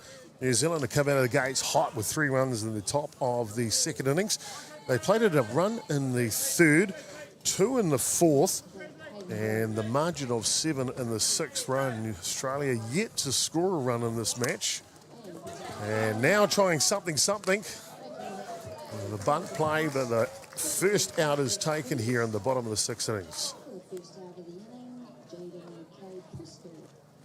Well, we talked before about how important it would be for Australia to at least score 1 run coming out of this game, just to shift the momentum as they head into Test 3. And it seems that the Australian management have the same thought on their mind, so not really looking to protect outs, instead just trying to get the runner down to 2. They'll also be looking to see if they can address the 7-run deficit so that the game doesn't finish early. Again, though, New Zealand impeccable in the field, so that was a tough sacrifice bunt. Really put pressure on Priestley, but nicely done to take the out. You can see here the temperature's just dropped up a little bit, 20 degrees Celsius, but the thing I'm happy about that weather graphic, Wani, there's this little sun above the cloud, and we haven't had much of that for the first day and a half here, but it's okay now. I see a cloud in the distance, Wani. I hope we're out of here before it comes, that's for sure. And Jaden McCabe-Priestley in for his 2nd innings of relief work here for New Zealand. Now facing the right fielder, Aidan Champneys.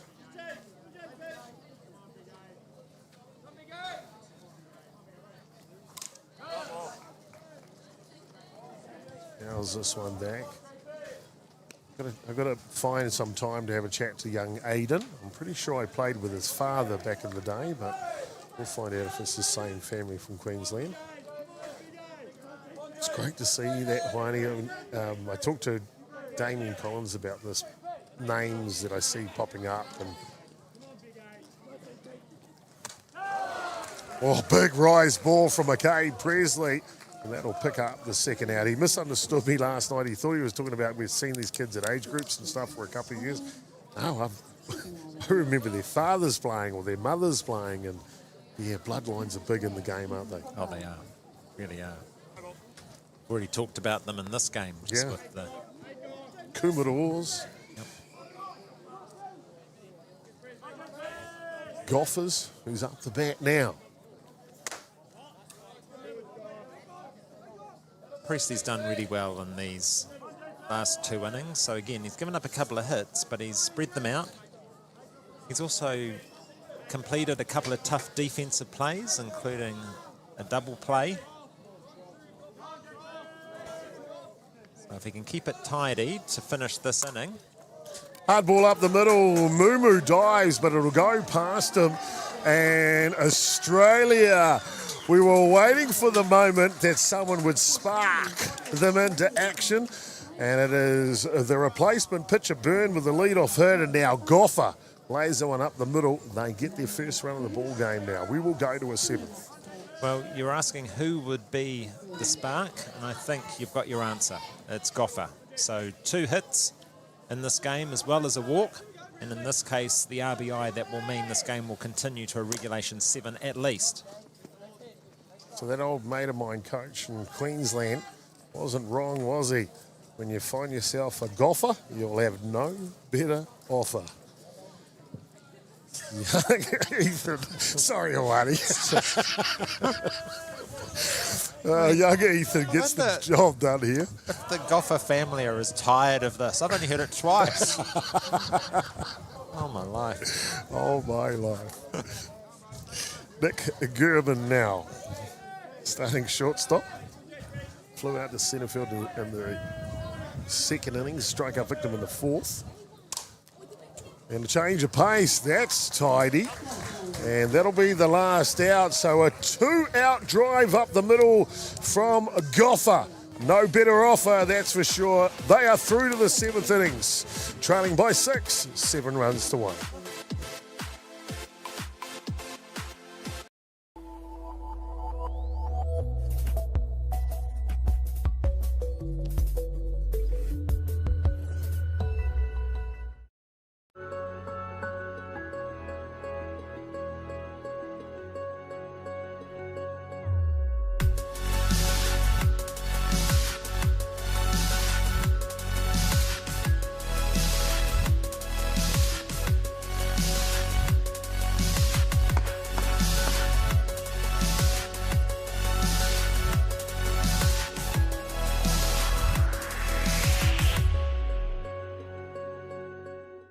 Jack Links presents Messin' with Sasquatch. Watch this.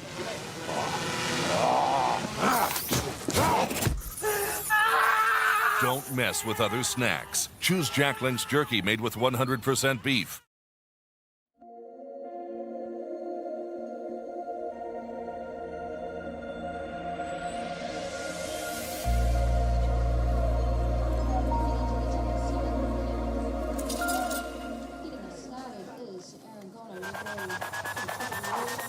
Oh, New Zealand leads 7 runs to 1 in this U23 men's WBSC Oceania Qualifier here this evening in Palmerston North, Papua.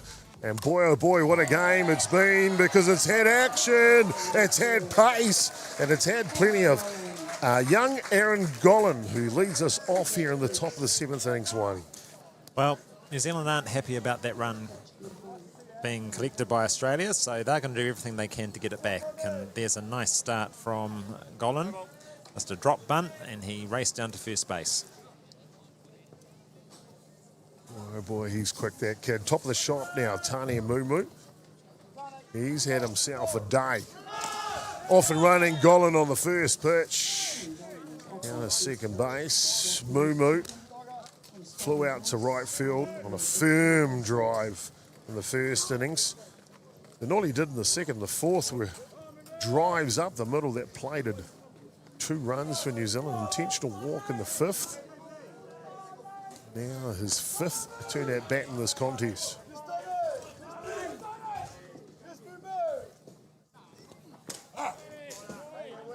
You know, Chopper, I know New Zealand have been aggressive in their base running, but to collect 5 stolen bases and not one of those look like being caught out. So I think there's something there for the Australians to look at. They need to stop the number of stolen bases that New Zealand have been able to collect, and that's been with 2 different catches. There's something just not quite working there yet for the Australians. Yeah, pressure being applied. Australia tried a little bit of their own back in the middle part of this game with a double steal. New Zealand, though, up for it defensively to put out the fire at third base. Yeah, and so both of those stolen bases, New Zealand look close to getting them out. Yeah. And Australia won't mind me saying this, but a few of the stolen bases New Zealand got at second base, they've got there well and truly in time. Colquhoun, of course, one of the pitches in the first game between these 2 teams over in Diamond 2. Got the start in that game, if I believe correctly. Really want to thank my crew, Hawani, with the weather we've had. I've been scrambling left, right and centre, standing in the rain. Just provide these images, and Moo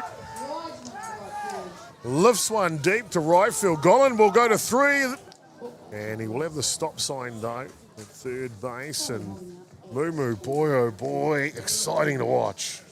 Yes, he has great contact every time. It's just a matter of where is it going to go, how far is it going to go, and in this case, even when he's caught out, he's still advancing the runner with a nice deep hit out to right field. I'll tell you what, you know how you look for scouting reports?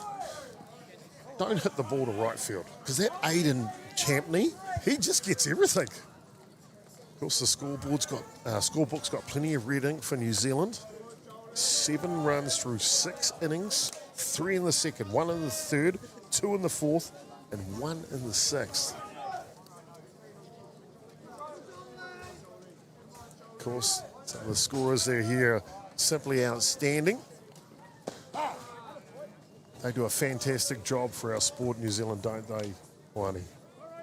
Yes, they do, and you know, so much of our game is determined through statistics, and particularly for games that our national coaching staff aren't able to get to. It's the score sheets, the statistics that are collected.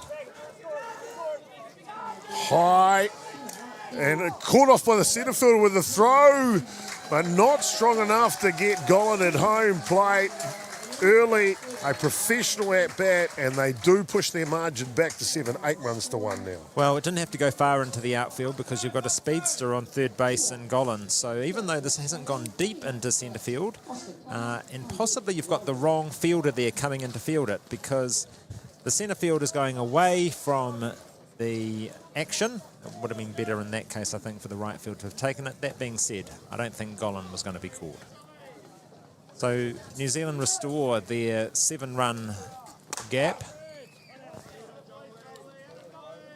Well, Hwani, I'm pleased to announce in the innings break, we're not going to go to commercial. We'll get a special guest coming in to join us. The head coach from Australia, Michael Beveridge. Real generous man with his time, and you'll know Hwani, a long storied history in managing the Australia Steelers and other national teams for Australia, now at the helm. So really looking forward to talking to him in the innings break. I have to watch myself now. I'll preface everything I say that my husband is Australian. Okay, so. Well, there you go. That'll work for sure. So Oscar Clark now, he's looking to find some success with the bat. 1 and 2 the count. So Oscar looking for his first hit. Now he's in that number 3 slot, so that usually means he's, if not the strongest batter, one of the strongest batters in your lineup. Usually you'd have your person with the top hitting average in at number 3. Had a nice drive in his first turn at bat, strikeout, walk, and then flew out to centre field in his last turn. Joel Byrne, real competitor on the hill, was supported by his centre fielder Cody Smith. They'll be looking to try and stop these Kiwis here in the top of the 7th innings. Slow roller. Little skid and spin foul. I think as this is taking a little slow, I think we should bring in the head coach for Australia now. Well, I know his time is valuable, Hoani. So, Michael, g'day, kia ora. Welcome, my friend. Very good to see you, and great to be back on Chopper. Thank you very much, and kia ora. Oh, there you go. He's got it all, Hoani. He's got it all. We've got Mike Beveridge, the Australian head coach of the Steelers. And Mike, we got a chance to catch up with you a couple of days ago in Wellington. Mate, what have you? I know we're only a couple of days in and the weather's been playing a bit of a factor. What have you thought of the campaign of both of your 23s teams? We see Burn take care of business to finish the top of the 7th innings. Margin is 8 runs to 1. We'll come back in the bottom of the 4th, but we'll stay right here with the head coach of the Steelers. Mate, what have you thought of your under-18 lads so far and the 23 men's? Oh, I'm exceptionally excited about what they've brought to the ballpark. I mean, yesterday, unfortunately, the weather played a part in proceedings, but our under-18s got the opportunity to get out and play 2 games, and we were very happy with the outcomes yesterday. I mean, the young kids was their first opportunity at international softball, and come out right from the get-go and piled on a bunch of runs against a very strong New Zealand outfit. I mean, we obviously have the utmost respect for New Zealand as a softball country. But we were very pleased with both our games last night that the under-18s come out and piled a bunch of runs on.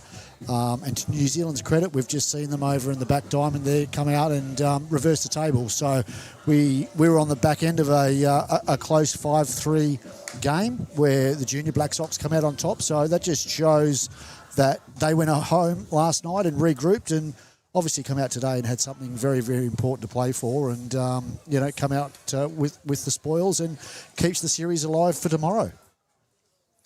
Michael, welcome to New Zealand. Thank you so much for bringing your teams over here, and apologies for the weather. You're almost 2 games through now. What are the parts of the game for your Australian under-23s that you're enjoying seeing? What are the work-ons going into Test 3?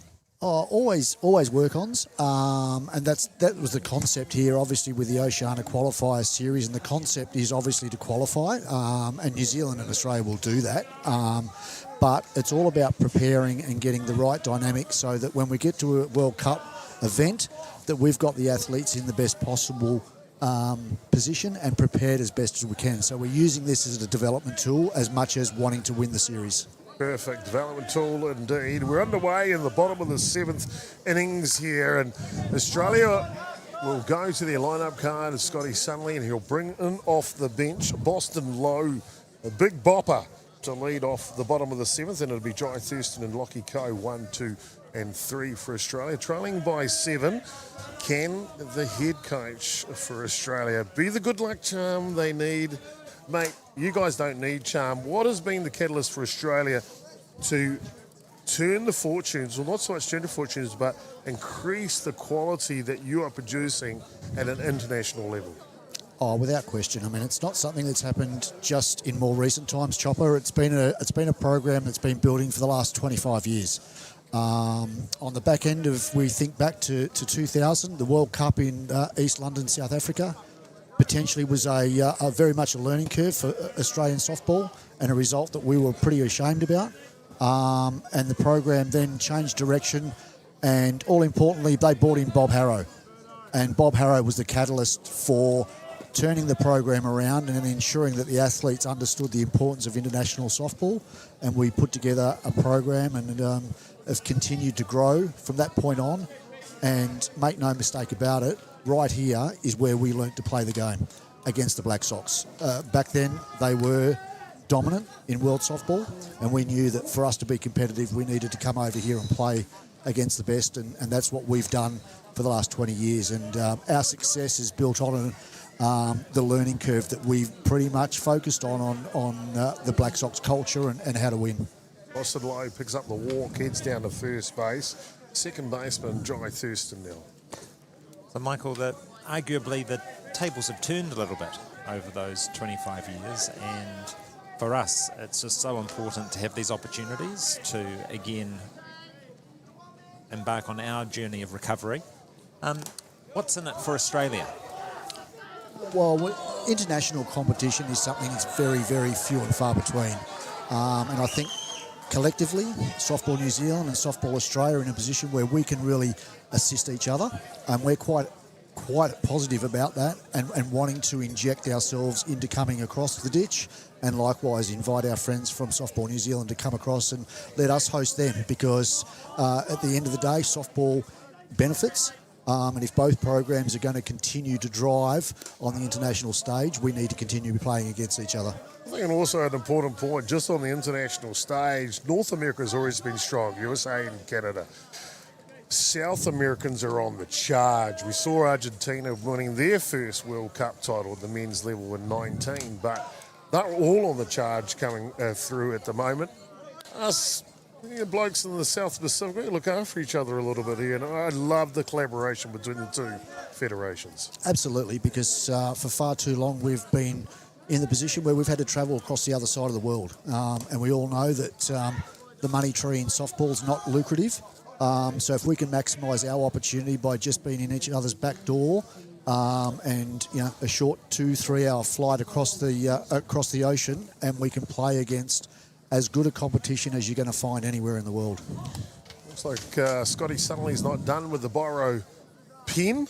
And out he comes again and have a chat to the home plate umpire. He's going to bring in a pinch hitter here for Lockie Coe coming out of the game. And Oliver Stewart will pinch hit after back-to-back walks here in the bottom of the seventh innings. The good luck charm working a little here, Mike. We'll see how this one unfolds as we go through. Mate, you're talking about Money Tree, not just that. Who are some of the people in Australia, or who are some of the organisations that really help to make Softball Australia tick? Oh, I mean, we're forever thankful, first and foremost, of Softball Australia themselves. I mean, they obviously give us the opportunity to do what we do. We've got very good government arrangements through not only the Australian Institute of Sport, but the Australian Sports Commission. And, proudly sponsored by, Game Clothing, who you will see that the athletes, are adorned in a pretty good set of apparel. Game Clothing provide us with, looking good. I mean, Aussies don't generally need to try too hard to look good, do they, Chopper? Wow. But Wait, you're asking the wrong person. And this one's a hard hit ball, thank goodness, to right field. And Aussie on the good luck charm of Tetheridge in the booth will plate 2 runs at the bottom of the 7th innings. Asking me for fashion advice, I don't know if that works. Hoani, your comment? I've got no comments. And I have no doubt that the bat that was just used by Ollie Stewart would have been of the Eastern variety. Yep. And they do supply us with very good equipment. So everybody in Australia jump on board, because Eastern Australia certainly do support the Aussie Steelers and the Aussie spirit in a big way. Selfless plug done perfectly there. Mike Tetrick, head coach for the Aussie Steelers. Up to bat now, top the shop, Cody Smith for Australia. They have picked up 2 runs in the bottom of the 7th innings. Now the margin is 5.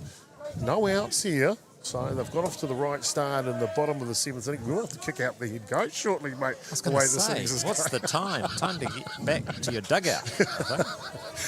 Mike, we had a graphic up just before the New Zealand Black Sox. Thomas Mark here has named his 16 friend Prince Albert. I'm sure you've had a chance to have a wee look at it yourself. Are you ready?